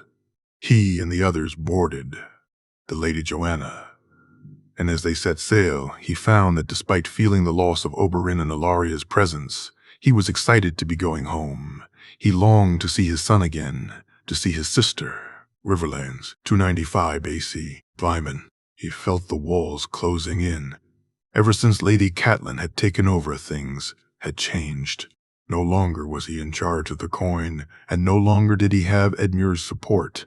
When she had put Utharides in charge of the books, he knew he was fucked. Only a fool wouldn't see how terrible their position was, and while some of it was Edmure's fault, most of it was his. So he had gathered his things, and in the dead of night he'd snuck out. The horse he'd readied and hidden was thankfully still waiting for him. He rode hard, and soon came to the village. Quickly he made his way to the brothel, and he had sought sanctuary, knowing that until he was out of the Riverlands it was the only place he could hide. As hiding places go, it was perhaps one of the best. He ate well, he drank well, and the girls kept him company. He felt no guilt over not paying them. They were his reward after all, and their boss had insisted upon it for as long as he was in his service. Lyman, too, felt it owed to him, as he had done everything Littlefinger had asked of him. Everything. You seem unable to rise, Vyman, Kara said, the young girl doing her best, but nothing seemed to work. Leave it. For now, we'll try again later, he said. And the small, dark-haired girl smiled and nodded to him as she got up from the bed. Even the sight of her nude body, her small, firm breasts, and round, apple-shaped arse was not enough to rouse his member, something that was happening much more frequently lately. He had at first put it down to guilt, down to the fact he had not just betrayed his calling, but the family he had served for so many years. He had embezzled from them, set them on dangerous paths, and kept things from them, and he had helped Edmure be the fool he really was. But it was Hoster he thought most on. The old man had been kind to him, and had for many years welcomed his advice and counsel, yet he had betrayed him most of all. Poison, he had heard some say, was a woman's weapon, but no one wielded it as well as someone trained in its uses. A small dose here and there over the years was more than enough to make him sick, enough to have people know of his illness, and then he'd use a larger one when the time was right. You wish me to end him? To take his life? He asked Littlefinger, his shock and disgust apparent in his tone. His or yours? It matters not to me at this time, but I believe you'd prefer to keep your own, would you not? Littlefinger said. Why now? He asked. He'd known this day would come, but had he now always foolishly thought he could put it off? He wondered. Because I say so. Do it, Maester, and do it soon, or it won't just be access to my girls we'll cut off. Littlefinger said, and just by looking at him, Vyman knew he wasn't making an idle threat. Waking from the dream, he shook the memories from his head as he got up and walked to the privy. The time for regrets was long since past, though he had many. He regretted not being able to keep to his vows. He regretted falling in with Littlefinger, and most of all, he regretted the murder of an old man. It was that night that Littlefinger himself arrived, and soon he found himself having to explain to the man what had happened, how Lady Catelyn had figured out that coin was being embezzled, of how she and Utharides would by now know it could only have been him to do so, and so he had run before they could ask him questions, worried that they may use stronger methods should he not speak. You think Cat would see you tortured? Littlefinger said, clearly amused by the idea. I think Utharides would, and I fear she'd leave it to him, he said as he wiped the sweat from his face. What does the steward know? What will they find in the books? Littlefinger asked, his voice curious as he stared at him. Nothing. He knows nothing. As for what they'll find, they'll see the coin was taken and was spent extravagantly. Then they'll wonder why I did so," he said, and saw Littlefinger smile. "That's why I prefer to work with clever men, Maester. They cover their tracks. A fool would have given them far more, maybe even led them to me," Littlefinger said, and Vyman could hear the implied threat clearly. "Then it is good I'm not a fool, is it not?" he asked, staring at the man's face to judge his reaction. "More than good. But not only would I have no use for you now, I'd have even less in the future," Littlefinger said, smiling at him, and Vyman breathed a sigh of relief. "The future?" he asked curiously. "Of course, Maester. I have much use for a man such as you, a clever, learned man. I need such a man to overlook my operations in King's Landing," Littlefinger said, moving closer to him. "You'll find the selection there even more exquisite. Let's call it a perk of the job." Littlefinger laughed, and Vyman soon laughed with him. Sitting down to eat that night, he felt the weight lift off his chest. Enjoying the meal, his head filled with ideas of the delights he'd get to sample once they got to King's Landing.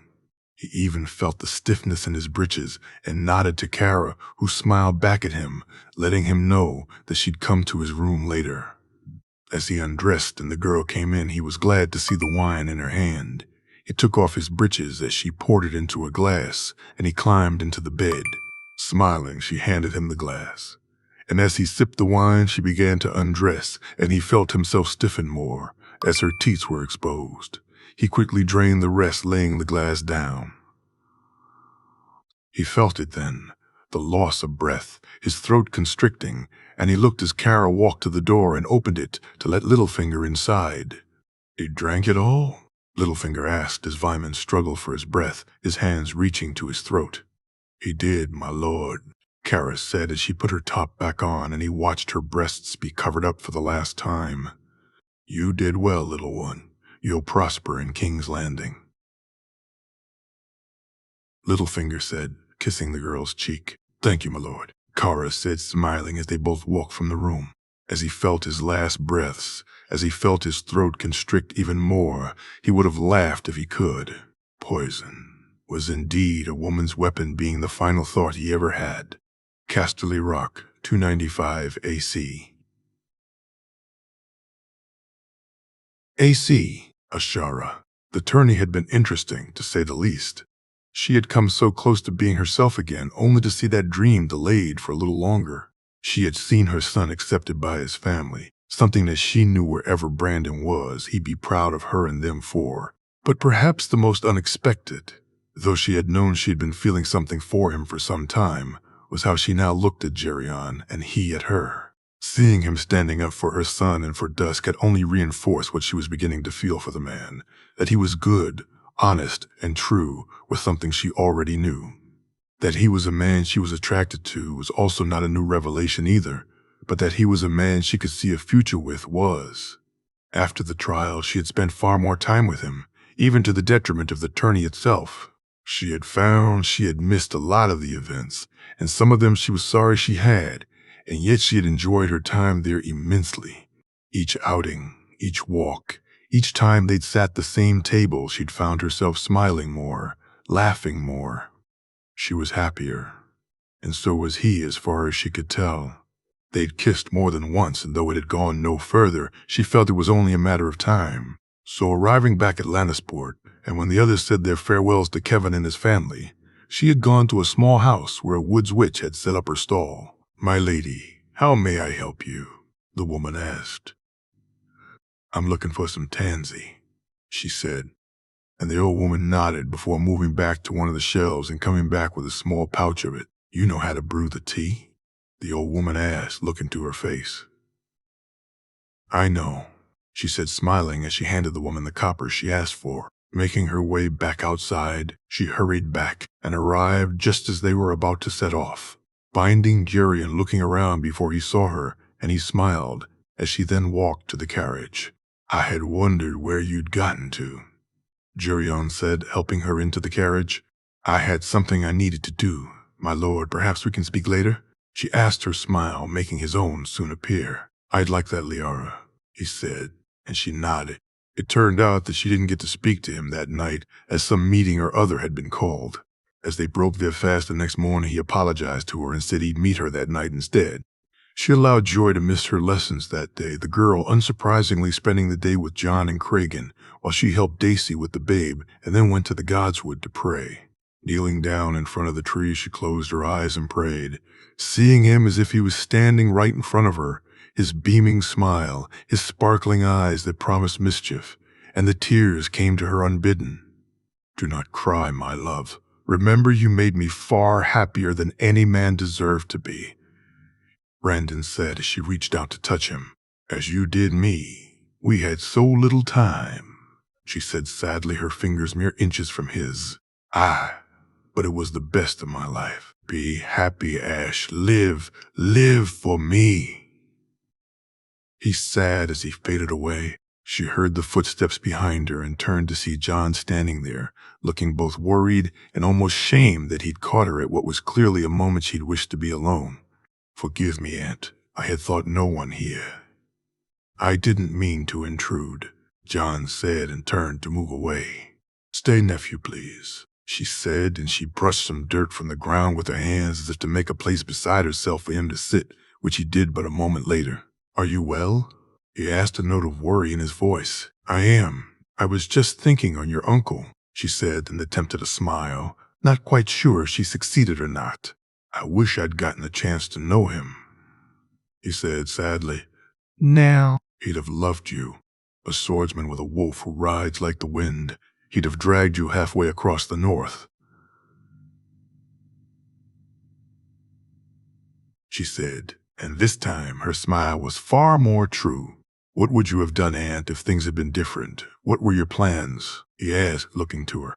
"A small keep, place to grow old together. Our plans were simple, John, the plans of two fools in love," she said, and saw him look down to the ground. "I don't mean it like that, not in a bad way, but we didn't fully think things through, other than we'd be together."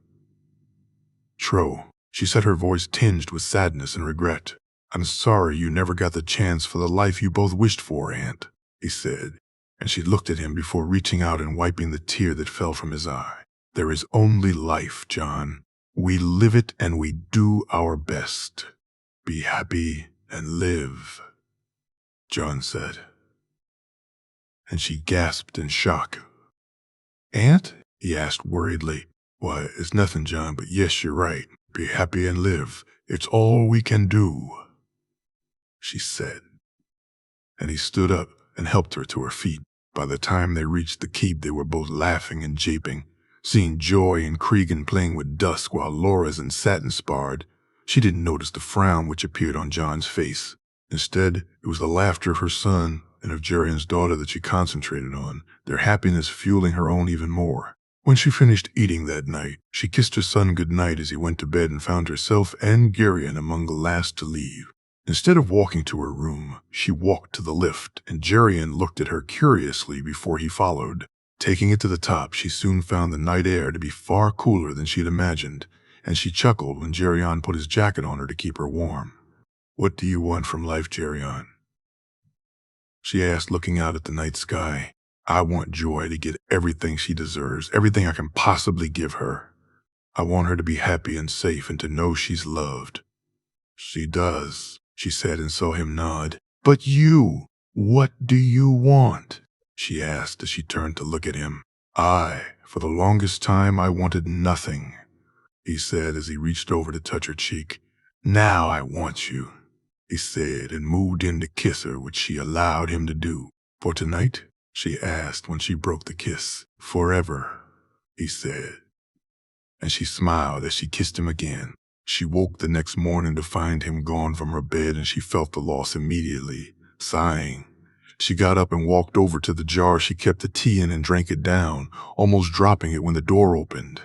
Turning, she was surprised to see him standing there, and even more surprised at the tray in his hand. "I thought you may be hungry," he said as he looked at her in the jar curiously. "Thirsty," she said, putting the empty jar back on the table and smiling at him as they walked back to the bed. As she ate from the plate and drank the warmer normal tea, she laughed. She had thought for the briefest moment that he'd left after getting what he wanted, that he played a game that she had long since not been a part of. But as he laughed and japed with her, as they ate and made plans, she realized that he, like her, just wished to find comfort in this world, something to make them happy. Casterly Rock, 295 AC. AC, Marwyn.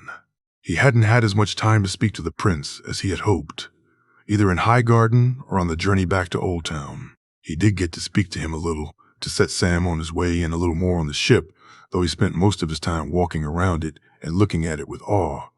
How a boy had come up with it would have been enough for him to be amazed, knowing that somehow this ship was a design from Valyria, even more so. He was excited when they reached Lannisport, finding the place far different than it had been on his previous visits, seeing more of the pinnacle ships in the dock, or being built, just showing even more how much the prince had changed things. But it was reaching the rock itself which had his heart racing, knowing what was here, what he would see. Marwyn found his patience severely tested, though. The little he had anyway, when instead of going straight to the dragons, he was brought to his quarters.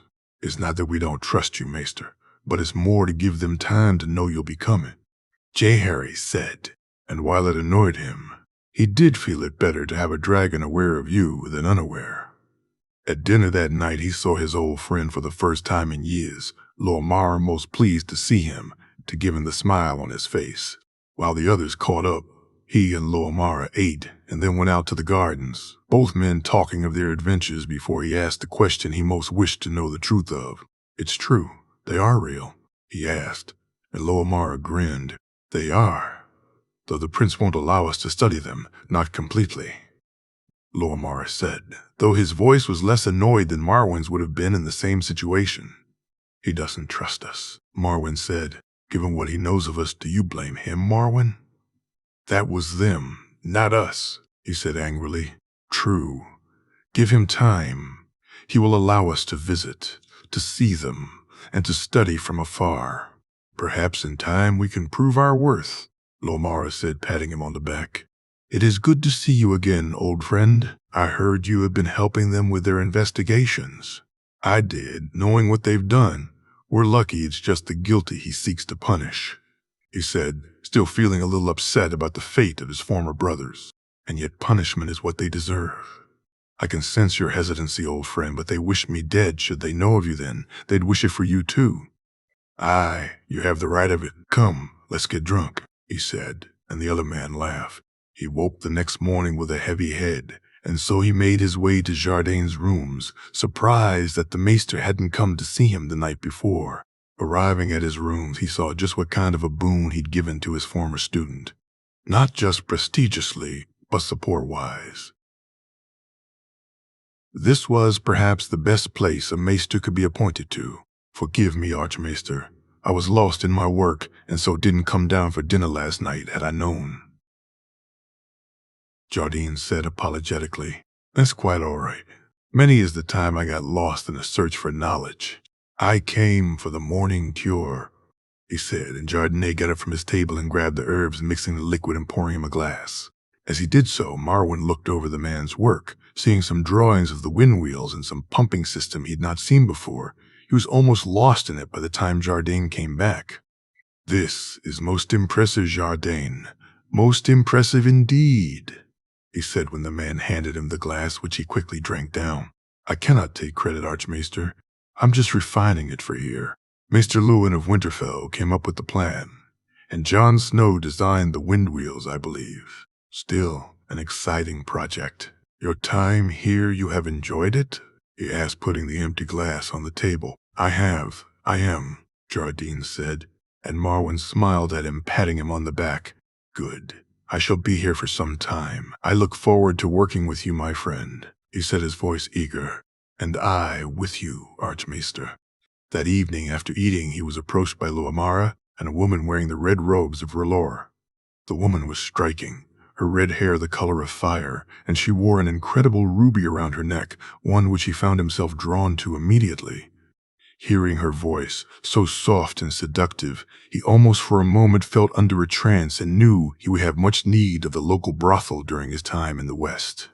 Marwyn, "This is Melisandre, a servant of Roer and friend of John's," Loamara said. "My lady, an honor," he said, smiling at her, which she returned. "I have heard much about you, Marwyn the Mage. Come, I am to bring you to see that which you've traveled so far for," she said, and he jumped up like an excited child.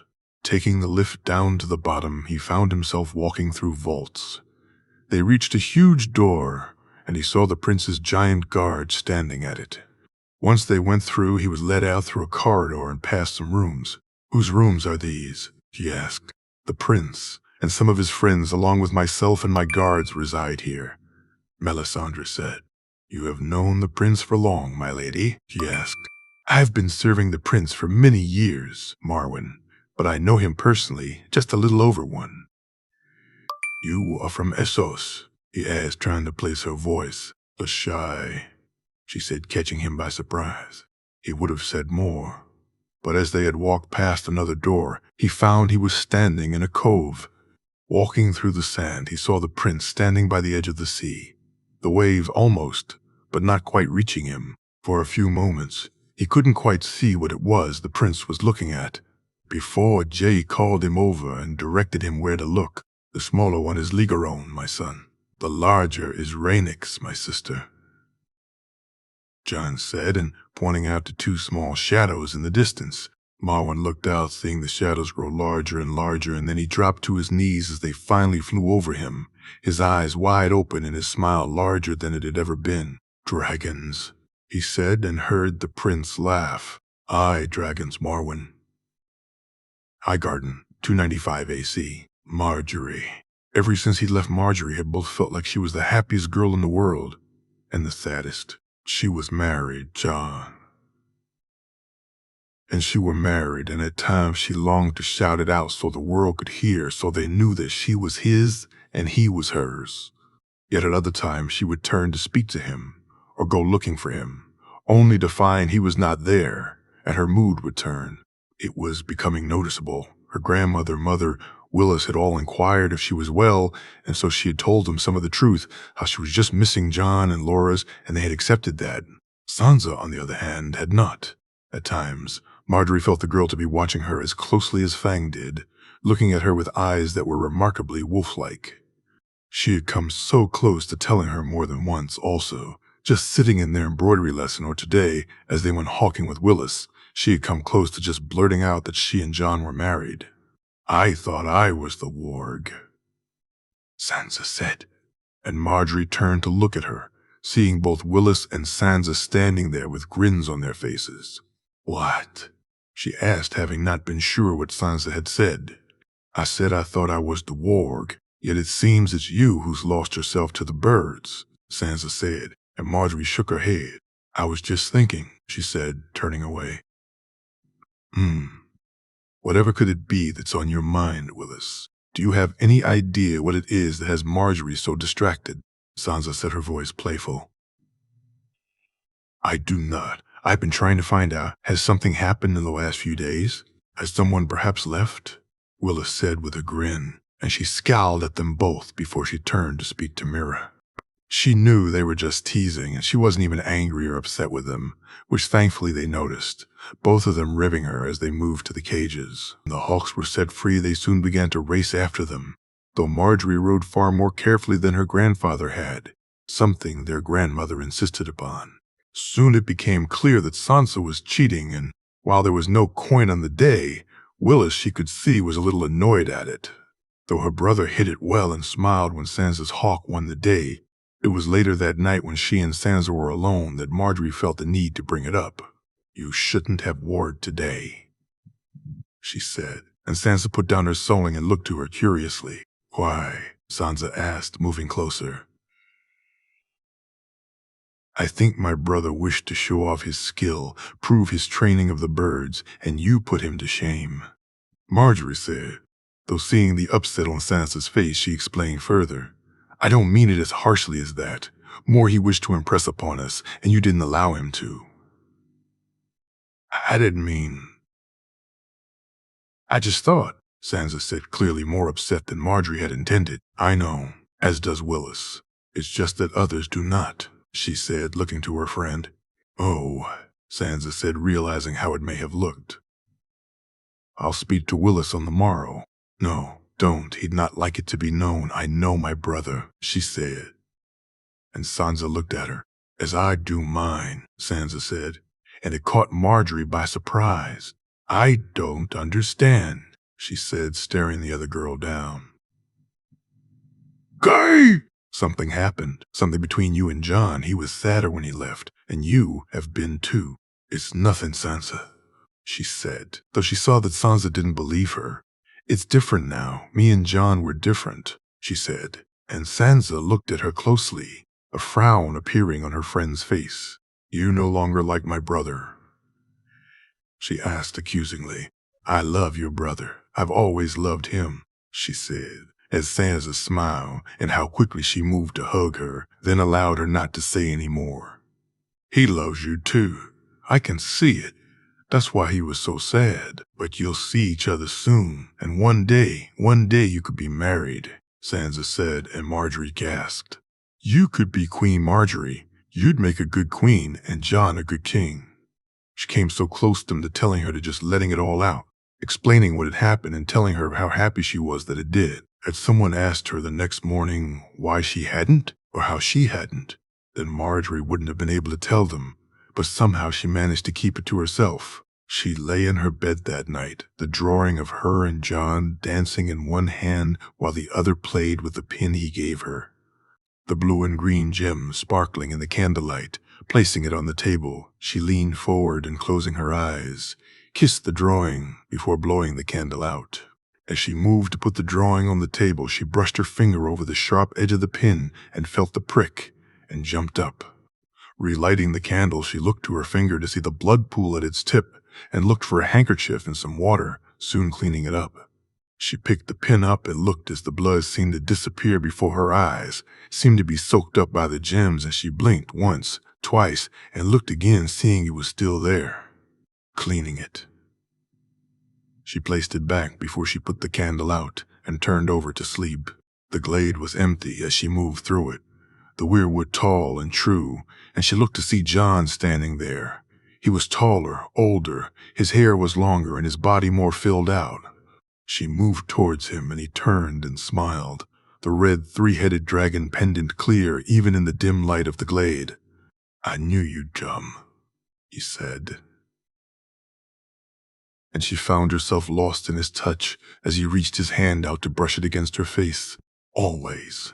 "Jon, what is this place?" she asked.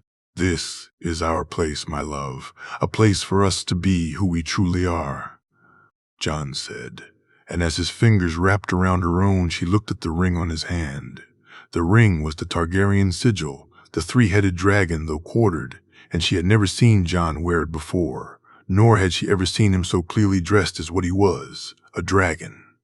When he moved in close, she felt his lips on hers, felt his hands as they wrapped around her, and next she knew they were leaning against the tree, her head resting against his own. "I must go soon, my love. The fight is almost here," Jon said, and she looked at him, willing him to stay. "I don't want you to fight," she said, shaking her head. "Yet fight I must. I will win, and I will see you soon. Farewell, my love," she heard his voice say as she found herself alone in the woods. Waking the next morning, she felt strange, odd, and as she got up from her bed, she felt a little woozy, calling for her maid. She almost fell back onto the bed. The fever lasted a few days, and when she recovered, her mother, grandmother, and Sansa were all by her beside, looking at her with relief and concern. "Get Lammas now," her grandmother said as soon as she saw her eyes open. "Grandmother, I'm well," she said, though her voice was scratchy, and she coughed before Sansa handed her some water. "We'll be the judges of that, my dear," her grandmother said. "How long?" she asked when she finished drinking the water. "Almost a week," Sansa asked, taking the mug from her, her worry clear on her face. "I fell well, Sansa, truly," she said, reaching her hand to the girls. After Lammas examined her, he told everyone that the fever had broken, and apart from needing some proper food and some rest, she was all but recovered. He soon left, and she sat with her grandmother and mother while Sansa organized some food. All three of them were awfully quiet while they waited, and no one really said anything to her until the meal was brought and she'd eaten some. "You truly feel well, sweetling. You're not just saying it to reassure us?" Her mother asked, her hand touching her forehead and checking to see her fever had truly broken. "I'm well for true," she said, smiling at the three of them. "Good. Then perhaps you'll explain?" Her grandmother said, her tone abrupt and to the point. "I don't know what happened, grandmother. I felt no illness and then I just did," she said. "I was surprised. That didn't seem to reassure anyone." "Not that. You can explain what you meant when you called out for your husband," her grandmother said, and as Marjorie looked at them, she knew she hadn't kept the secret at all. Casterly Rock, 295 AC. AC, John. Arriving back, he had immediately gone to see Rhaenys and Lygeron, finding both dragons awake in the cave and both eager to see him. His son even spoke to him, almost chattering on like an excited child, telling him of everything he had done while On was away and how his rider had stayed with him often. Rhaenys, on the other hand, was less enthusiastic, less forthcoming, and for a while, John didn't understand. "Have I done something wrong?" "You risked yourself," she said angrily. "I'm always at risk," he said, laughing, trying to make light of things. "But you risked yourself. I feel it, little brother. I feel what you do, just as you feel me. You risked yourself unnecessarily, even after you promised me," she said, and he couldn't help think that watching a dragon turn its head from you was a daunting sight. "I'm sorry, sister. I didn't understand," he said, and she snorted, the wind from her nostrils enough to blow sand in his eyes. "Truly I didn't," he said, wiping it from his face. "And now you do? Or you think by telling me that I'll believe it so?" she said, her annoyance still clear. "I do. I'm married, sister. I have a wife," he said, and her head moved so fast she actually knocked him to the ground. "What?" she said as she pressed her head to his chest, keeping him on the ground. He told her then of what had happened at the tourney, of how the prince had acted, of his present, and finally of marrying in front of the heart tree, of saying the vows and meaning the words. She looked at him, her purple eyes filled with an expression he couldn't quite make out, and then he felt it, her joy, her happiness, and it was overwhelming. I felt that. I didn't know what it was. Little brother, it was you. That was how you felt," she said. "I didn't know. I feel things, but It's you?" she asked, surprised. "We are bonded. Sometimes we feel each other, more so when we're close. You know this," she said, surprised. I just didn't think. Over the distance, I didn't think," he said. And he had a realization then, one which worried him greatly. "Jay?" she asked, her voice concerned. "If I'm hurt, you could be hurt. I could hurt you," he said, and she didn't answer, and he knew then it was true. The bond was that strong. "I'm sorry, sister. I'm so sorry," he said, leaning his head against her own. He explained then how he'd been told off by Ilaria, and how he had come to realize how things were, though he left out that knowing Rhaenys could feel his pain now only reinforced it. He went and ate and met with Jaime, Jerian, and Tyrion, before speaking to Marwyn and Loamara, the two men seeming pleased to see each other after all this time. He met briefly with Melisandre, asking to speak to her on the morrow, keen to find out what he could about Thoros before Beric came to visit. Meeting with his aunt had been strange, and he hoped he had been somewhat comforting, though he knew he was offering very little wisdom to a woman who'd seen far more of the world than he. It was with Tyrion that he spent the most time other than the dragons, keen both to be with his uncle and also for his help. "I need your help, Uncle," he said, sitting at his uncle's desk. "Anything I can do, just ask it of me, John. I can't do it all on my own, Uncle. I've realized it, and I find that even when I do, I end up just doing it anyway. You have Jaime." Tyrion said, his voice a little affronted. "I don't mean it like that. I'm not doing anything on my own, and yet I'm doing too much on my own. It's hard to explain," he said, and Tyrion looked to him. Try, nephew. Jamie is my hand, he, Oberyn, Jenna, Olenna, you, Jerian, Kevin, Richard, and Wyman, all of you make moves and do things that further my cause, which gives me time to do other things. But instead of using that time wisely, I end up just filling it with yet more things, jumping to other things that need to be done and getting deeper into plans that need to be made. He said, his voice full of frustration. What is it you want, Jon? Tyrion asked. I need someone to act for me, someone to make certain choices without needing to come to me first. Jamie can do so many, but I need someone else. I need family. He said, looking to him. The next few moons are going to be busy, Uncle. Rhaenys wishes to fly. It's only a matter of time until she does, and when she does, Jon? Tyrion looked at him worriedly. There are things I must do, places I must go. With Rhaenys, I'll soon be able to. I may not be here as much as I am now. Then Jamie, as you, Hand, can act in your stead.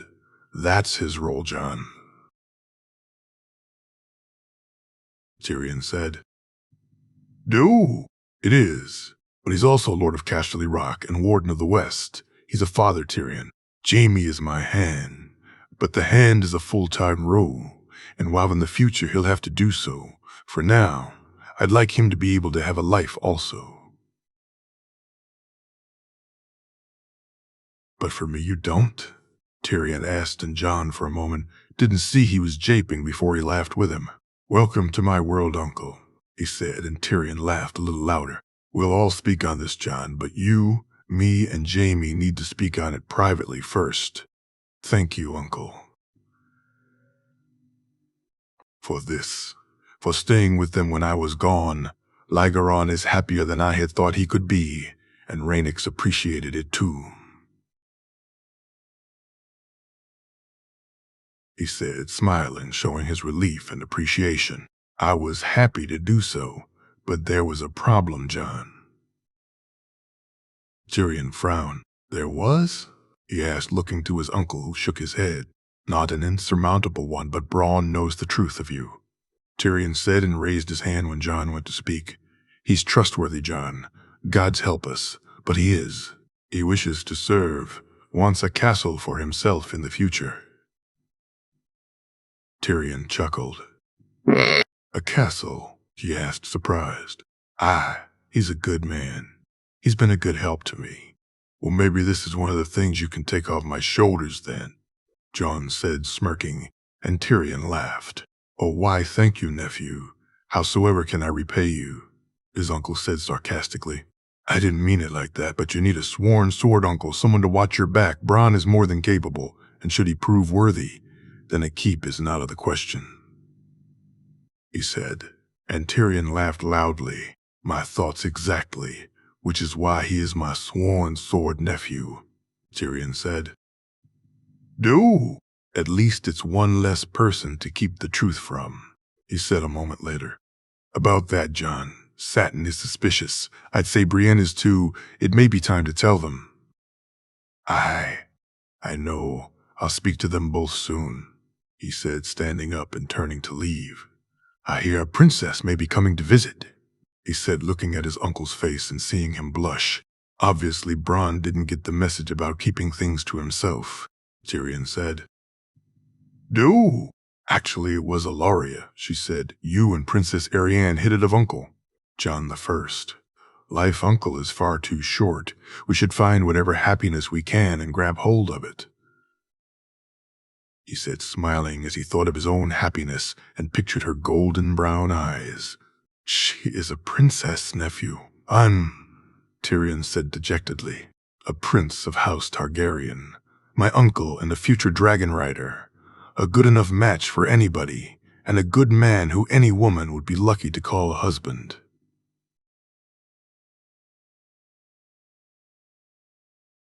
He said, his voice as true as he could make it. I'm not telling you what to do, Uncle. I'm telling you that whatever you decide, I want you to know that I'm with you all the way. Thank you, Jon, Tyrion said, smiling. Sir Jon, I have a title now, he said, as both of them laughed. He read Joy her story that night, and after he was done he met with Jaime and Tyrion. While they didn't fully agree to anything, they did speak up on the plans for the future. Jaime was actually happy to have Tyrion even more involved in them, and though they needed to figure things out even more, mainly how both sets of duties to the crown and to the rock would work, he felt better for even moving in that direction. Watching as Lygaron and Rhaenys flew over the water as they dropped down to feed, he felt them both in his head. His son was showing off, spinning in the air and dropping as deep into the water as he could, coming back up a few moments later with a large fish in his jaws. While Rhaenys was calmer, more focused, and just seeing her fly in the moonlight, seeing the light reflect off her, he could see just how beautiful and majestic she truly was. "It's time, Jay. You know it's time." "I know. Tomorrow," he said, and felt her joy almost overwhelm him. "Tomorrow, little brother. Tomorrow we fly." He was happy to be back. His room, his view. In the years he had stayed at Casterly Rock, the place had become his home. He, Jon, and Joy were family. Cregan, Brienne, the friends he had always wanted, and Satin. Satin was. He wasn't sure what Satin was to him. A friend. Yes, at first he had thought him to be like Jon, someone that he'd be that close to. Over time, though, he had begun to notice the differences. How he looked at Satin was not how he looked at Jon. How he behaved around him was not the same. It scared him, terrified him at times, and at others he found himself overwhelmed by it, by feelings he wasn't sure he fully trusted. While in Highgarden, as much as he had enjoyed it there, happy though he was to be with his family and to compete in a tourney, he was sad also. It had taken him coming back to the West to realize what it was that he was sad about, what it was he missed most about the Rock. Had he been more intuitive, he'd have realized it sooner. Jon, Joy, Cregan, Brienne, they were all with him. His true family and the one he'd made for himself were all there. Satin was not. And it was he that Loras missed every day he was in Highgarden. "Are we going riding today?" he heard Joy ask Jon, seeing his friend shake his head. "Not today. Cregan can take you if you really want, and you and I can go on the in a day or two," Jon said. And he saw Joy nod before she moved over to work her charms on Cregan. He was soon laughing, as the boy like Jon usually did, folded and allowed Joy to get her way. "What are your plans?" Satin asked, and Loras looked at him, feeling that nervousness he was feeling all too much around him lately. "Nothing really. I had intended to spar, and we have our lessons," Loras said, only for Jon to interrupt. "Actually, I was hoping to speak to you, Satin. You too, Brienne," Jon said. And when Loras looked into his friend's face, he knew what was about to be told to them. He saw Jon give him a nod and a small smile, which he returned. "There goes my plans to do nothing," Satin said to laughs around the table. Satin's duties had increased a lot while he'd been gone. Now with Tyrion, the boy spent hours working as his squire, far more than he did as Jaime's, though he too was doing more, as he was his only one now. Jon, being a knight, was not able to do his usual duties anymore, and was technically acting as Jaime's guard, though he knew, if anything, it was the other way around. He had been furious when Jon came to him after being knighted, his friend apologizing both for the knighthood itself and for leaving them alone on the field. "I should have been there with you, I'm sorry," Jon said. "It was a fight, a tourney, Jon. We got outnumbered, but this is why we fight in them. We live and learn and fight another day." Loras said the words were Arthur's, though, and not his own.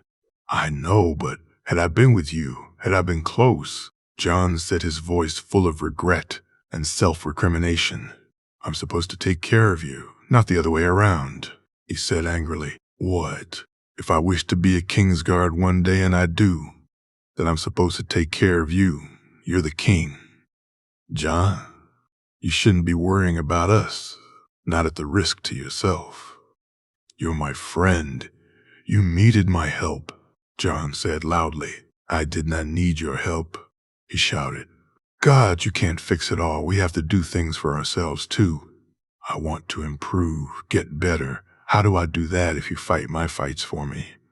he said, breathing deeply as he tried to calm himself. "I wasn't," Jon began, but he interrupted. "You were. Damn it, John, she said, walking away. They had made up less than an hour later, the fight, if you could call it that, all but forgotten. And yet he had made sure he reiterated what he said, John nodding that he understood. It wasn't just the idea that he needed to be protected that bothered him, but that it was John who was doing it. He was the king.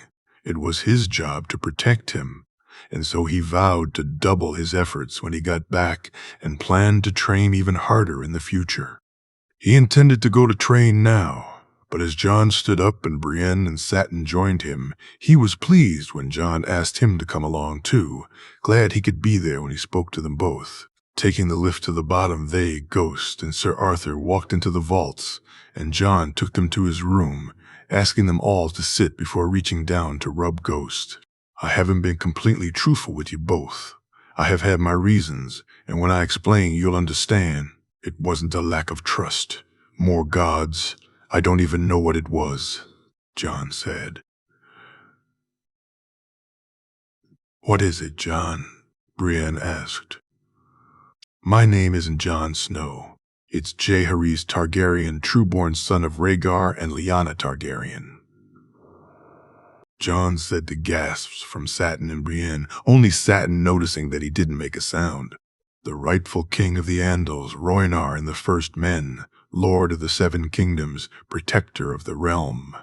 He added as all three looked to him, You intend to go for the throne? Brienne said, her voice showing her shock as much as her expression did. I do. What you know of the rebellion is based on lies, untruth spread by people who wish to see my family fall. Robert Baratheon never loved my mother. You've seen him how he acts. He's no different now than when he was when supposedly trying to rescue the love of his life. John set his disdain for Robert clear. That's why, Brienne said, and he and John looked to each other before they looked to her. That's why you were so upset when he knighted you. You noticed? John asked. I did. I thought it strange, but it makes sense to be knighted by a man who shamed your mother so. Brienne said, and yet Loras found his attention drawn again to Satin, who still sat silently. There is something else. I have dragons, John said, and both Brienne and Satin looked at him now, their expressions clearly showing their disbelief.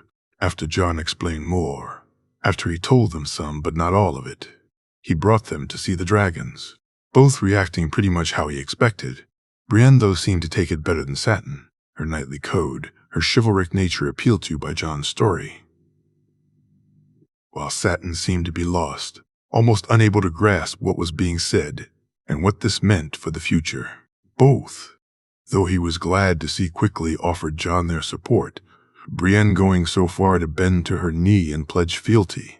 While Satin did likewise, he did so differently, and even when John offered them to move their rooms down here, Satin accepted almost in a daze, whereas Brienne seemed excited by the prospect of sharing rooms with her friends. It was later that night, as he helped Satin bring his things from his room, that he finally got the chance to speak to him. You've been quiet all day, he said, and Satin glared at him, shaking his head. Satin, speak to me. How am I supposed to react? I just found out that there's a hidden king among my friends. He has dragons and plans to take the throne, whatever that means. Oh, and if that wasn't enough, I find my other friends have been keeping it from me. Satin said, his annoyance clear. It wasn't my secret to tell, he said as softly as he could. What does this mean, war? A council, what? Satin asked, his concern clear. Robert would never go for a council, he said, and saw Satin sigh. So it's to be war. And who fights in it, John? You? He asked, and Laura saw him sit on the bed and so walked over to sit beside him. I'll fight for him. He's my friend, my king. If he were to ask it of me, I'd fight, he said, and was surprised at the look on the other boy's face, not sure exactly what it was he was seeing. I don't want you to fight, Satin said softly. We have to fight. John is the king the realm needs, Laura said emphatically. I don't want you to fight, Satin said more determinedly, and Loras turned to look at him. The two of them sat there on the bed, Loras looking at Satin, and the look of worry and concern on the boy's face made him reach out to touch it. Brushing his hair away from his cheek, he rested his palm and felt Satin lean into it. What came over him he didn't know. Seeing the look on Satin's face, feeling his cheek under his hand, or whether it was the need in his eyes. Before he knew it, he had leaned forward, and as he drew closer, he saw Satin look to him. He had never kissed anyone before other than Marjorie on the cheek or his mother when he said goodbye, but he'd never, actually, truly, kissed anyone before. As his lips met Satin's, he felt it deep inside of him. As the boy's mouth opened as their tongues touched, he almost fainted. Such were the feelings inside of him. When he broke away, when he tried to get control of the sensations he was feeling, he saw the brief look of hurt on Satin's face. "Loras, Satin said, and he didn't let him finish, his lips finding Satin's once again. The North and Winterfell 295 AC. Ned, when they took sail from Old Town, he almost felt it when they hit the northern shores, the change in temperature, the smell of the air. He knew he was back in the north long before they saw Cape Kraken. They had passed Lannisport and Casterly Rock. Ned, along with Arya and Bran, looking to the imposing features of the keep high on the rocks. Arya excitedly telling Bran that was where Jon and Cregan were, and he trying not to laugh when Bran said he knew that. Traveling to Old Town, they had passed here at night and had been unable to see it clearly. Something he was glad for now, as the children's excitement fueled his own. It had been a far shorter journey than it should, the Pinnacle ship almost gliding through the waves, and yet they were still perhaps a moon away from reaching Winterfell, though he was thankful for his company, speaking to Howland and the Great John, to Madge and her girls, making the hours pass even more quickly. Howland even helped him master his warging, still not as easily as Arya and Bran were finding it. But he could see through Lya's eyes, smell and sense what she did, and it was mind-blowing to him. The problem was as busy as he was, as much as he tried to do to keep himself occupied. Most nights he found sleep to be evasive, and he'd end up standing on the deck looking out to the stars. Something he was doing tonight when he heard the footsteps behind him, turning to see Elle walking towards him. "Can't sleep again?" she said, handing him a mug, warm cider he found to his delight. "Aye, too much on my mind," he said, sipping the cider. "Care to talk about it?" she asked, and his initial thought was to say no, though soon he found himself sharing things he'd not thought he would, while he didn't tell her everything, and for now kept the truth about who Jon was and what Cat had tried to do to him to himself. He found himself unburdening far more truths than he had intended. Tales of Cat's hatred of Jon, of how she feared the boy was plotting against Robb, to finally speaking on Littlefinger and the letters and almost waiting with bated breath to see if she would curse him down or tell him he had done the right thing. To his surprise, she did neither. Instead, she simply told him what he needed to know. "No one can know if they did right or wrong. By your children you've done right, Ned. They're happy, content, and they're learning how to be Northerners, something they should have been doing for a long time," she said, smiling. "And Cat?" she asked. "Only your heart can tell you what it feels. What anyone else says or thinks means nothing compared to that," Elle said as she touched his arm and walked back below decks. He found himself sleeping far better after that. She'd not tried to placate him and tell him he was right, only told him to trust how he felt and in his heart, and he knew then he had done the right thing. When they reached Bear Island, he along with the children, the Great John and Howland were invited to stay, and he welcomed it, Arya even more so than he. The island was very different from how it had been when he'd first come here many years ago. He had seen it briefly when they'd taken the ship from there to leave, but now he got a chance to take a much better look, and so he took full advantage of it. The docks were almost built. The area which served as the collection point and delivery point for their timber and furs, even larger than the keep which now served it.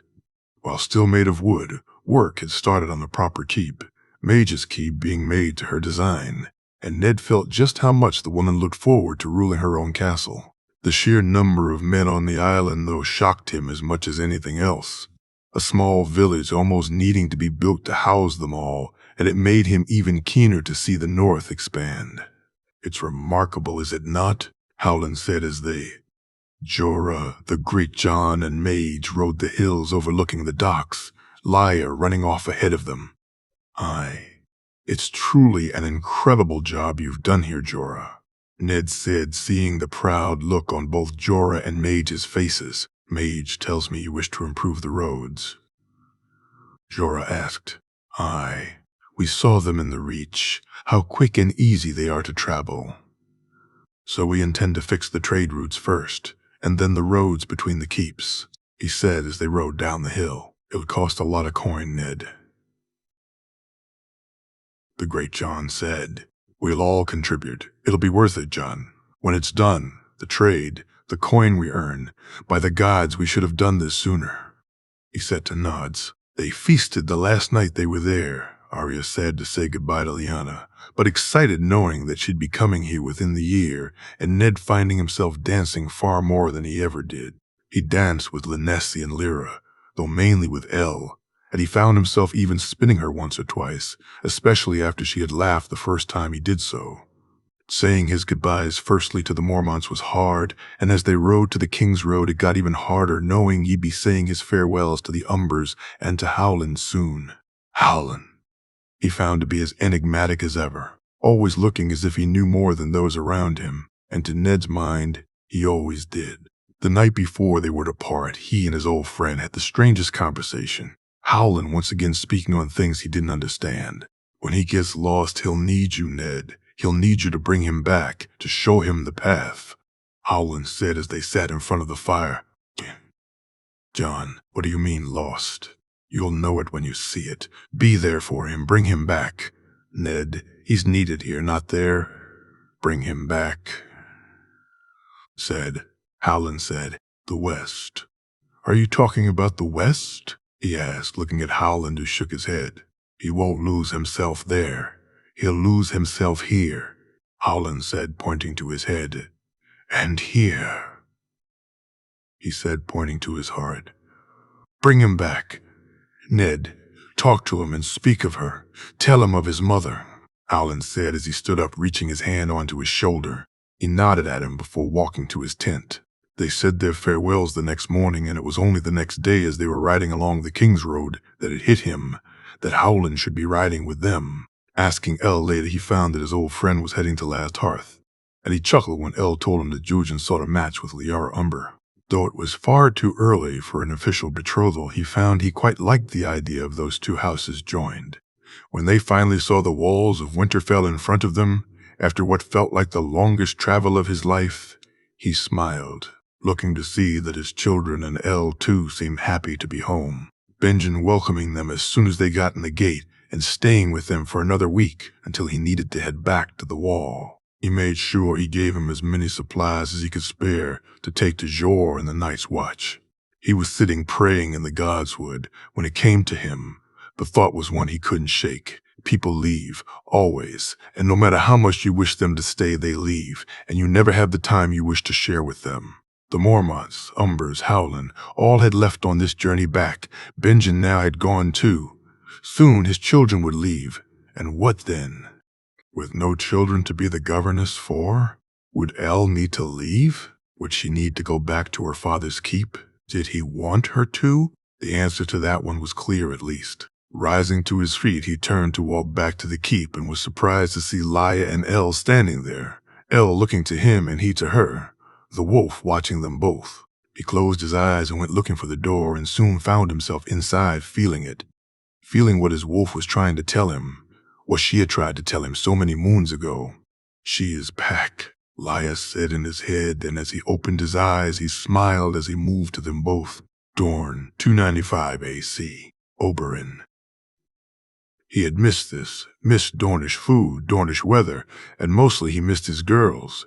He laughed loud and true as Dorea splashed about in the water, Tyenn holding her up as she did so. Ellaria held Lareza, their little girl too young to swim on her own and content to be held by her mother, her hand splashing the water as he mimicked her older sisters. Beside him, his brother watched on happily, Doran always at his best when watching the children play. You had fun then? Doran asked. Not as much as I'd have liked, but I had fun. Seeing the stag fawn over a boy who'll bring him low is most enjoyable, he said as he swallowed a date. He has no suspicions? Doran asked. If he did, then Jon would be dead or we would be at war, Oberyn said simply. And he knighted him, you say? Doran said with a chuckle. He shamed him. To be knighted by the stag, had Jaime Lannister not acted, then I would have. You really care that much for the boy?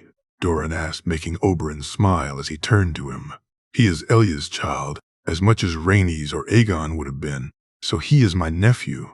I've spoken to my niece, brother, heard the words from her own mouth, a dragon's though it is. He is our kin, and soon to be our king, he said. And saw Doran nod. Arianne wishes to see him, to see Rhaenys, Sorella. I've told her she may go.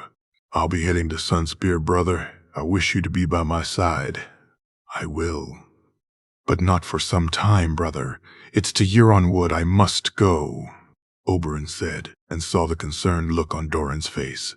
Oberyn, his brother said warningly, fret not, brother. It's to right a wrong, not to cause another, I go, he said, laughing, as Loreza slapped both hands down into the water, splashing Ilaria.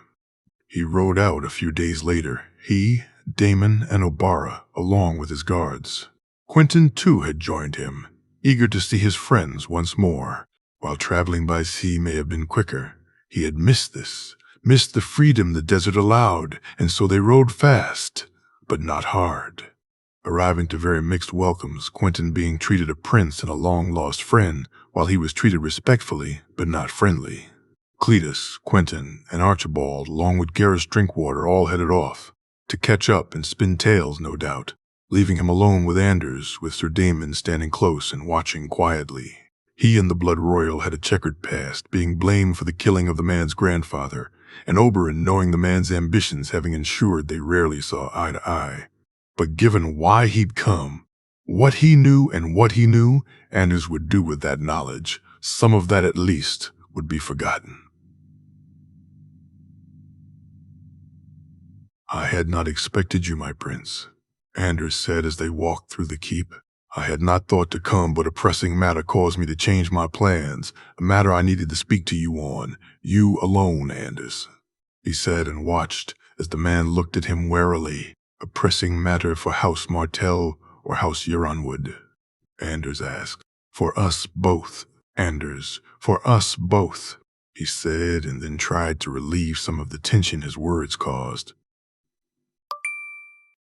Your Maester Otar, is he here? He asked, catching the man by surprise. He is. You wish to see him? Send a raven. No. Just wish to know where he was, Anders. We must speak alone. I ask for your trust and give you my pledge that what I have to say is something you wish to hear, he said, and was happy to see Anders nod as they were brought to his solar. Once refreshments had been brought, and Daemon, along with Anders' guards, stood outside to ensure they weren't disturbed. Oberyn looked at Anders, not sure where to begin. I cannot remember the girl's name. Do you know that? Strange, do you not think that these years later I cannot recall the girl's name? Oberyn said, shaking his head. You dare speak to me of her, of that whore? Anders said angrily. A woman who shares her favors willingly is no whore, and your grandfather was far too angry to keep her to his bed and far too willing to lay the fault elsewhere, he said. And when Anders moved to stand up, he held his hand up, bidding him remain seated. I did not coat my blade with poison, he said simply, and watched as Anders looked to him. Now, many years later, you come to my home and lie to my face. You are my prince. I may owe allegiance to your house, but I'll have no man insult me in my own home, prince or no. Anders said, almost on the verge of fully blown rage. It was Otar. Oberyn said simply, watching as the Blood Royal jumped to his feet. Oberyn too rising and placing his hand on the man's shoulder to bid him sit back down. If you sit, I'll tell you the truth of what happened with your grandfather. Fury was a strange thing. In the wrong hands it was wild and uncontrolled, like a raging inferno, and all in its path would face its wrath. But place it in the right hands. Place it in the hands of someone who could tame that inferno. Someone who could channel that fire and fury was a dragon waiting to be unleashed.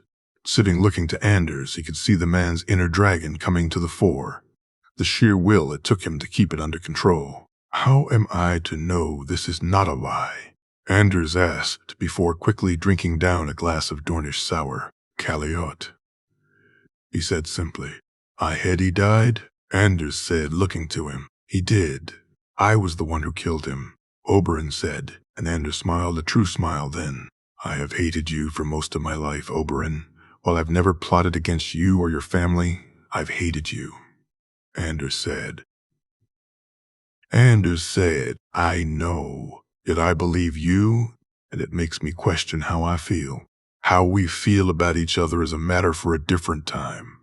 I hope this heals the rift between you and me, but should it not, then we both know where we stand. As for Otar, I ask you to await the Raven, the offer to come to visit me and Ilaria. Once you get it, then do as you must. Oh, I will, have no fear of that, my prince. I'll wait, and when I hear the truth from his lips, then I'll show him what suffering means. Anders said with a smile. He stayed a few days to make it look as if the visit was more official than it was, even spoke to the maester himself, though only briefly. When the time came, Quentyn stayed and Oberyn smirked at that. His man amongst Quentyn's guard would see the job done should Anders fail. By the time he arrived back at Sunspear, Arianne was getting ready to leave, more than happy to see him before she did so. After speaking to his brother and telling him all was in order in Yonwood, he and Ilaria met with Arianne, asking his niece to come to his rooms before she left. You wish to speak to me, uncle, aunt, Arianne said, walking into the room. The Dark Star, you cannot bring him with you, Oberyn said, and immediately his niece's hackles were raised. I wish to be protected. I can bring who I wish to ensure that, Arianne said adamantly. The Dark Star protects no one but himself, and is far more likely to get you into trouble than out of it. And there are other reasons also. If you insist on bringing him, then I shall write to my nephew and see your invitation revoked, Oberyn said. And even Ilaria looked shocked by what he had just said. Oberyn, his paramour said, looking to him, though she turned away when he shook his head. Very well, uncle, Arianne said far too quickly. Sir Gerald is to accompany me on my hunt on the morrow, niece. I'll not have you try and sneak him on your ship to prove yourself clever. It is bad enough you're bringing Dalt, he said, shaking his head. You have trouble with Dre now, too. Che, Arianne said exasperatedly. I have trouble with you playing games with someone I consider a friend, someone who will not appreciate them and not act how you wish, Oberyn said, and Ilaria smiled at him while Arianne looked abashed. Uncle. No, Ari. Where you're going is not the place for such games, even were it not Tyrion you wish to rouse passions in. Trust me, his passions will be fully roused upon seeing you anyway, Oberyn said, seeing the brief smile on his niece's face. Very well, uncle, if you'll excuse me, I have some changes I need to make with my accompaniment, Arianne said before kissing him and Ilaria on the cheek and leaving, not a moment after she had left the room. Ilaria walked over to him and sat on his lap, his paramour's smile beaming as she kissed him on the lips. And that my love is why I love you, she said, kissing him again. The Crossroad Inn, 295 AC, Sir Richard Lonmouth. Had he not taken the Pinnacle ship, and had the Blackfish not decided to wait until his grandnephew headed back to White Harbor, then he was sure he'd have missed the man. As it was, he knew now that he'd had arrived a few days earlier than him, which was just as well as he had work to do before he went to Bryndon. Stopping off in King's Landing, he found many whispers waiting for him, many tales. His lips were singing, and so, while he waited in the inn, it was to work he got. Essos cannot find sight nor tale of either dragon, the caged or free. The fat magister has him hid well and travels with a large guard. He sighed when reading it. The magister was making his presence felt in King's Landing too, and seemed to have Jon Arryn following behind him like a loyal puppy. Even with Oberyn's help, their Essos network was only now starting to bear fruit, and even with the Pinnacle ships, news was still slow to reach them. King's Landing. A fat man and a falcon planned to hurt the lion's purse. To Essos they look. He had sent the Raven to Tyrion, and hopefully he'd speak to Kevan and Wyman. They needed to ensure the trade was safe, perhaps even add more men, and he wondered exactly what it was they planned.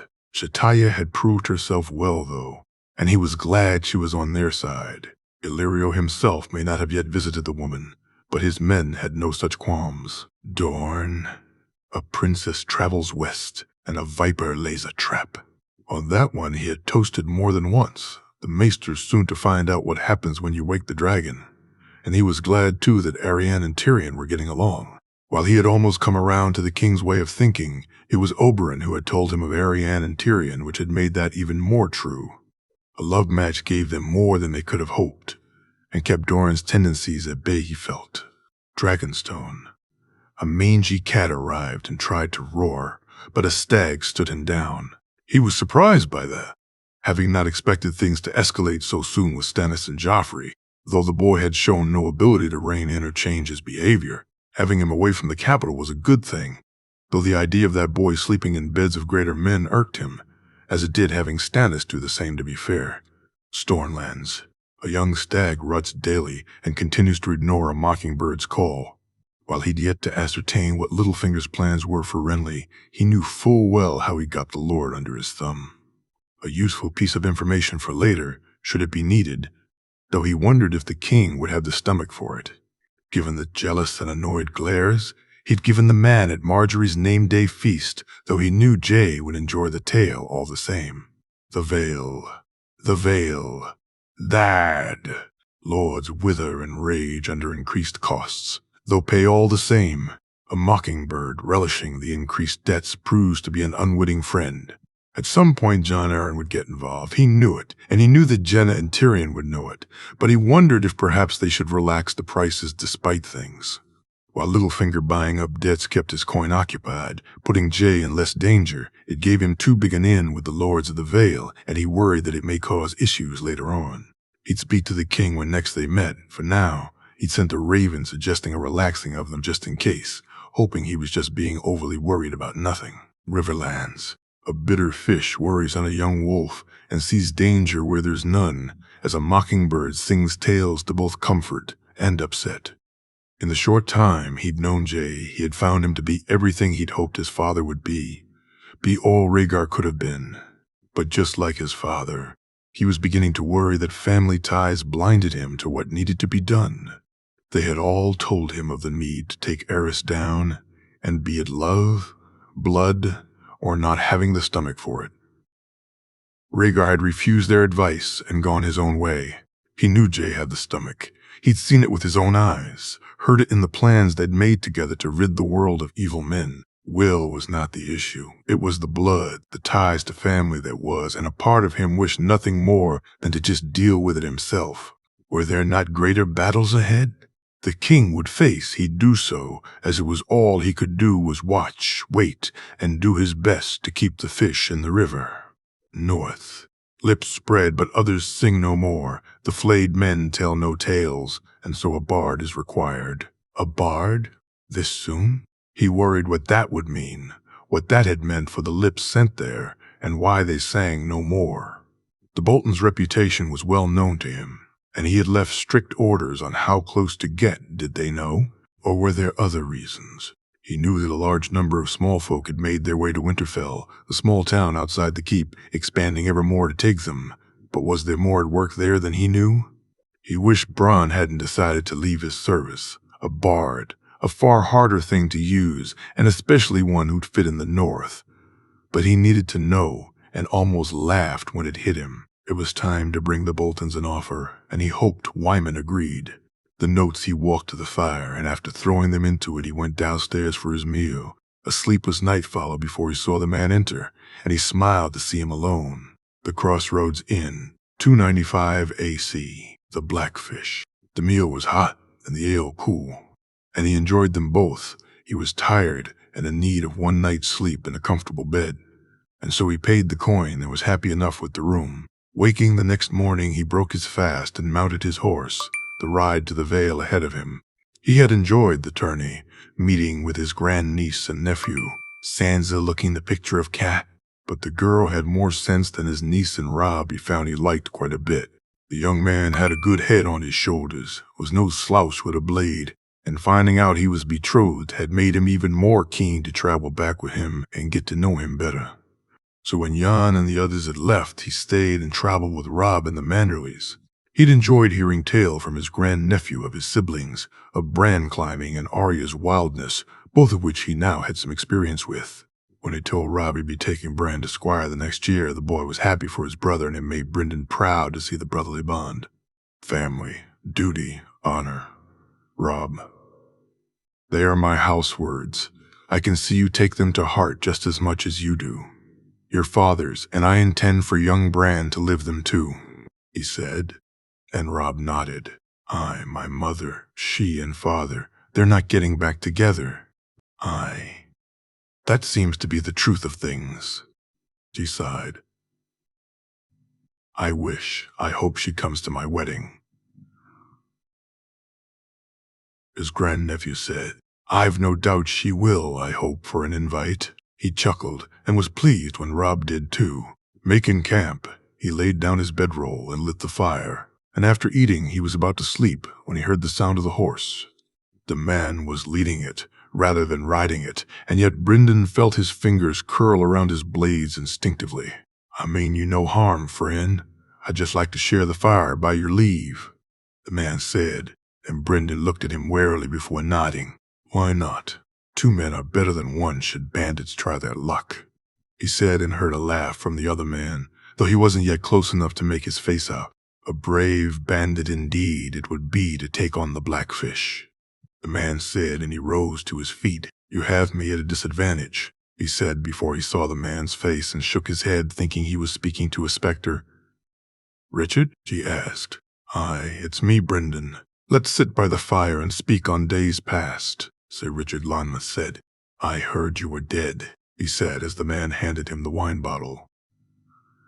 No, just lost in Westeros, Richard smirked. I thought I saw at the tourney, he asked, and Richard nodded when he handed him back the bottle. I was there, wanted to see the fat stag in his natural habitat, at a feast gorging himself on food and groping girls that were far too young. He couldn't agree with the man more on that. Robert had always carried on disgracefully, and the crown on his head had made no difference to that.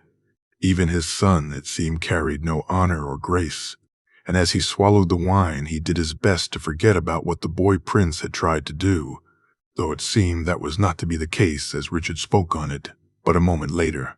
As for his son, Aerys' cruelty only came later.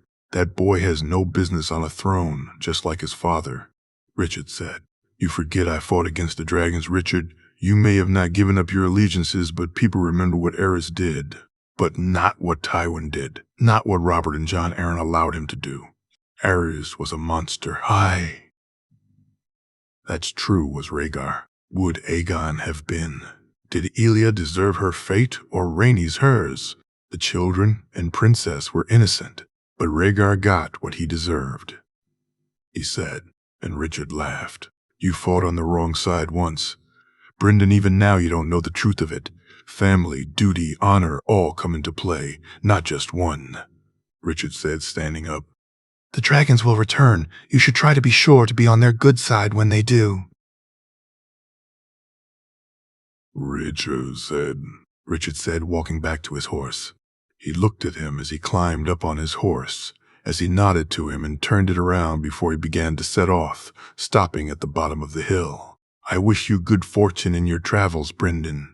May the road you find be the right one, Sir Richard said, and just like the ghost he had thought him to be, the man disappeared into the night. He wondered if the man was truly a dragon supporter. Still, the girl and boy were somewhere in Essos as far as he knew, and perhaps like all men he longed for what he knew, longed for a past in the hopes the future would be better. He could relate to that. His brother, his niece and nephew, he longed for how he remembered them, how his family had once been. Hoster dead, Cat and Edmure lost. He longed for a family, for without it duty and honor were poor substitutes. Riding to the Vale, he put his faith in a young boy who he hoped would restore some semblance of dignity to his house, hoped would restore them to their former glories, little knowing that miles away, heading in the opposite direction, Sir Richard Lonmouth was doing the exact same thing. Casterly Rock, 295 AC, Melisandre. She was sitting in her room when the prince knocked, and she found herself most grateful to see him. While he tried to give everyone some of his time, she had found that she perhaps got the least of it, and so the time she did get with him she found precious. She especially liked it when they spoke of her God. She knew he'd not convert, But he was R'hllor's chosen nonetheless, and the future he spoke of intrigued her. He had told her that he'd have a temple built to R'hllor in King's Landing even without her asking, just as he said he'd ensure a weirwood was planted in the God's Wood of the Red Keep. The freedom to choose was every man and woman's right, and when he took the crown, he intended it to be not only religious but economic freedom the people would know. We must strive to be more than those who came before us, my lady, to be better, and I have a legacy to live up to. A family that wrote history, both good and bad. It's up to me to have people think of my family as the former. Jay said, making her smile.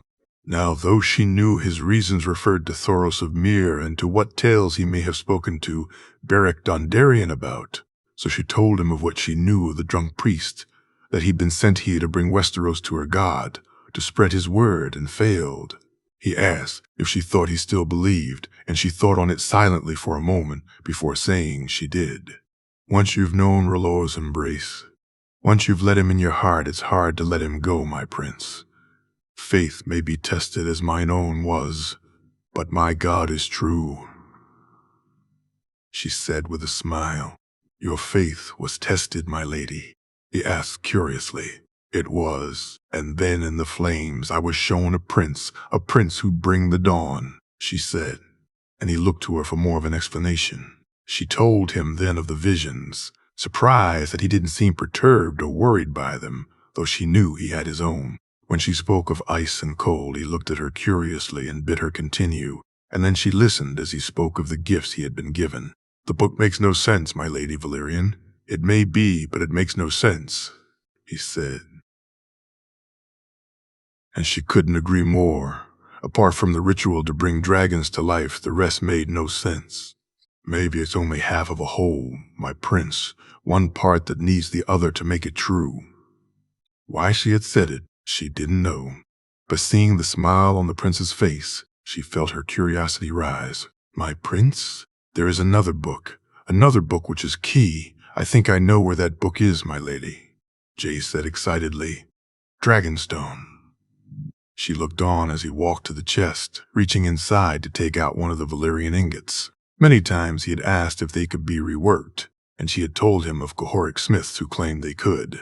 But as he looked at the ingot in his hand, he smirked, before putting it back into the chest, saying nothing about them. He walked back and reached his hand to her shoulder. My lady, I ask you to be on the beach tonight. It's time for me to be who I was meant to be, Jay said. My prince. Tonight I fly, my lady. Tonight I become a dragon rider, he said. And she felt her heart race, as more of her vision was proving itself true.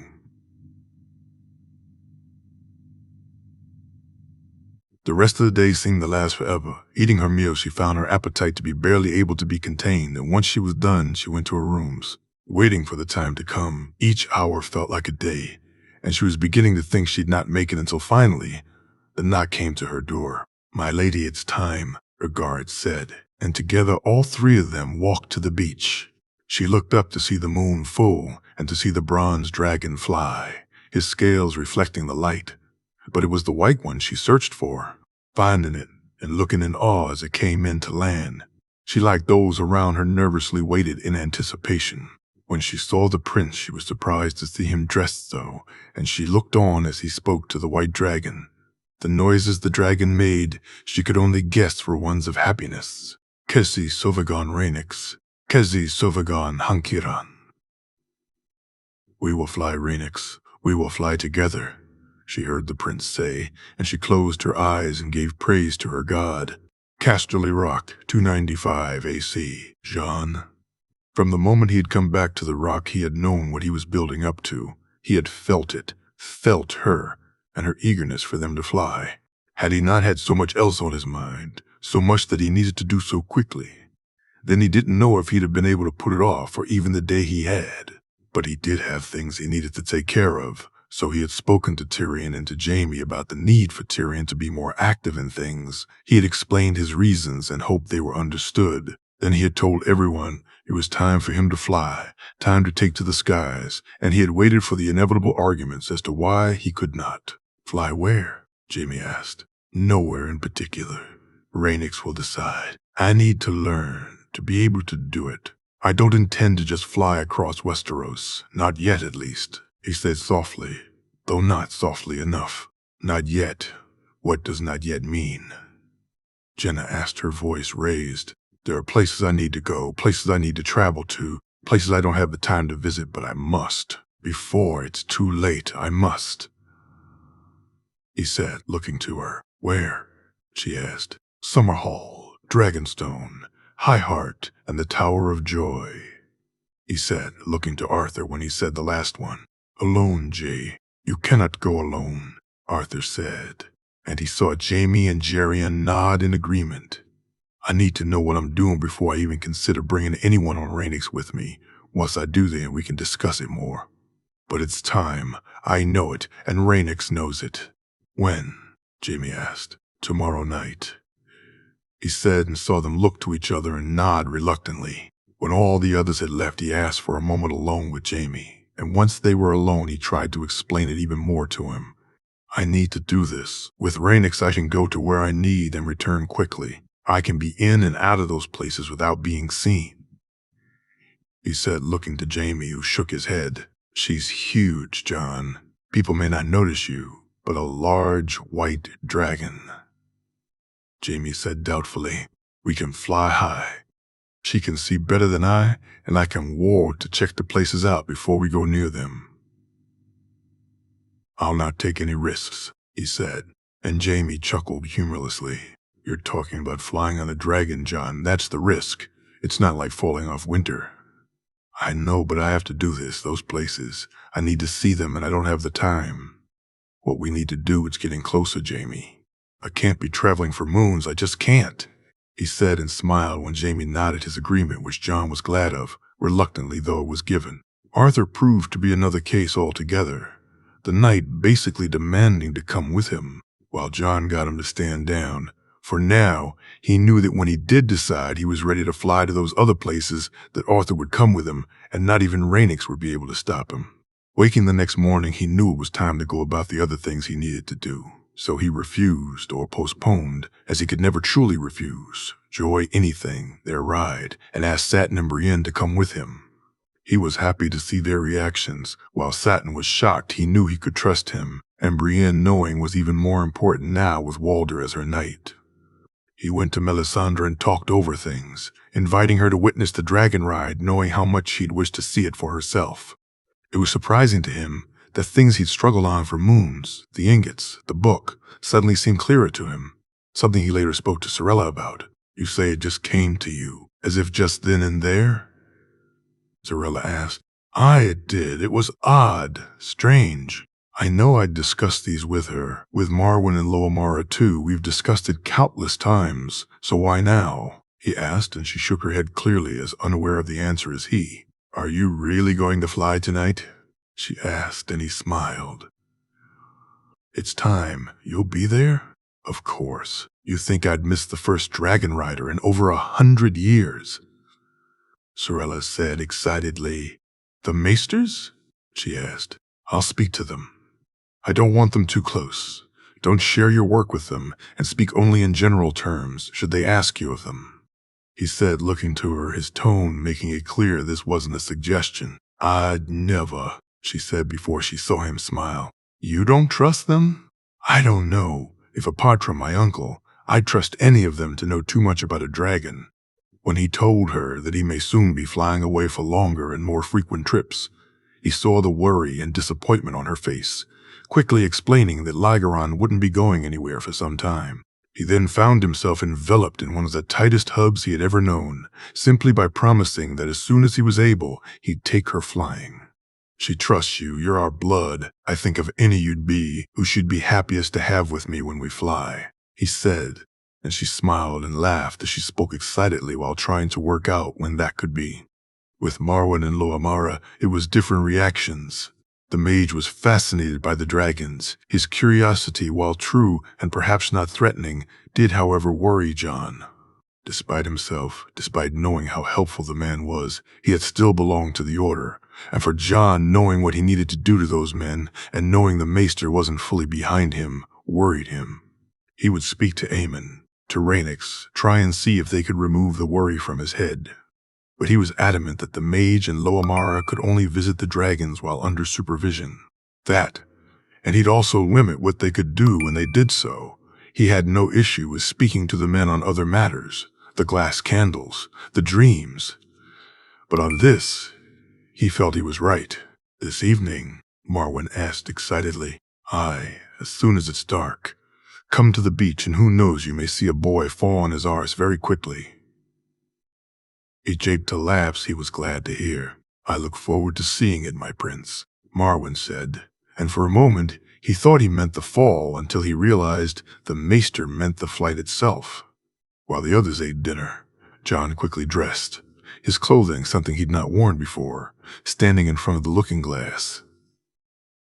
He looked for the first time what he was, a Targaryen. Grabbing some food, he made his way to the caves, Arthur and Jorah walking behind him, and he saw the smile on Arthur's face at what he was wearing. Sitting beside his sister, he felt her excitement, and his sons too, both of them eager to be in the air, to have him fly with them. Lygeron also looking forward to having his own rider on his back soon, and though a little jealous, his son was happy for Rhaenys too. It's time, Jay, Rhaenys said, and he nodded, walking out of the cave. Night had fallen, and he watched as Rhaenys and Lygeron too to the sky, Rhaenys eager to loosen her wings, to relax before she risked taking him up on her back. By the time the moon was high, she was ready, and he looked on as she flew towards him and landed a few feet from him. He turned and gave a reassuring nod to a worried Jaime and walked to her head, leaning in as he spoke. Kesi Sovagon Rhaenys, Kesi Sovagon Hankiran. We will fly, Rhaenys. We will fly together, he said, and felt the trill showing her pleasure when he did so. Ziri Ixus Jedayai. It's time, Jai. He felt her say in his head, and he nodded. He carefully climbed up her wing before hearing her impatiently tell him his feet couldn't hurt her. Reaching her back, he saw an indentation, almost a saddle in of itself, and sitting in it, he was surprised how well they fit together. Savagan Rhaenys, he said, and felt it then, once, twice. Her wings moved and he was in the air. She flew low at first and waited. Once he told her he was comfortable, told her he was ready. She asked him, where? How fast? She asked him to tell her what to do, and he did. She flew high when he asked her, flew slow, flew fast. She flew low over the sea, the waves beneath them splashing him as her wings dipped into the water. He felt Lygeron fly close to him too, his son almost flying playfully, and Jay thought he was laughing until he realized it was him and not the dragon who was making the sound. Heading out to sea, he directed her to fly further, longer, and was shocked when they flew over an island, knowing they had flown north. It could only be Faircastle, and to his amazement, they'd covered the distance in minutes. Turning back, she flew high over the rock itself, onto Lannisport, and he looked down at the pinnacle ships and saw they looked like toys. Rhaenys shared it with him, her eyes far better than his, her vision picking things out that he could have missed. It was incredible. The flight, the feeling of the air in his face, the feeling of closeness that he'd always felt with her now, even more apparent, more visceral, more true. They were bonded, meant to be. She was he and he was she. He felt it now. More than ever, he felt the bond they shared. How long it was until they turned back he didn't know. He saw the worried gazes disappear when they saw him on her back, and after telling her to, she landed. Curvos Mandia. Thank you, sister, he said after he jumped from her back, his excitement matched by her own as he leaned in closer to her head. We will fly more, little brother, fly more and fly further than any. Together, she said, and he smiled, looking into her eyes. Together, always, he said, and felt her joy.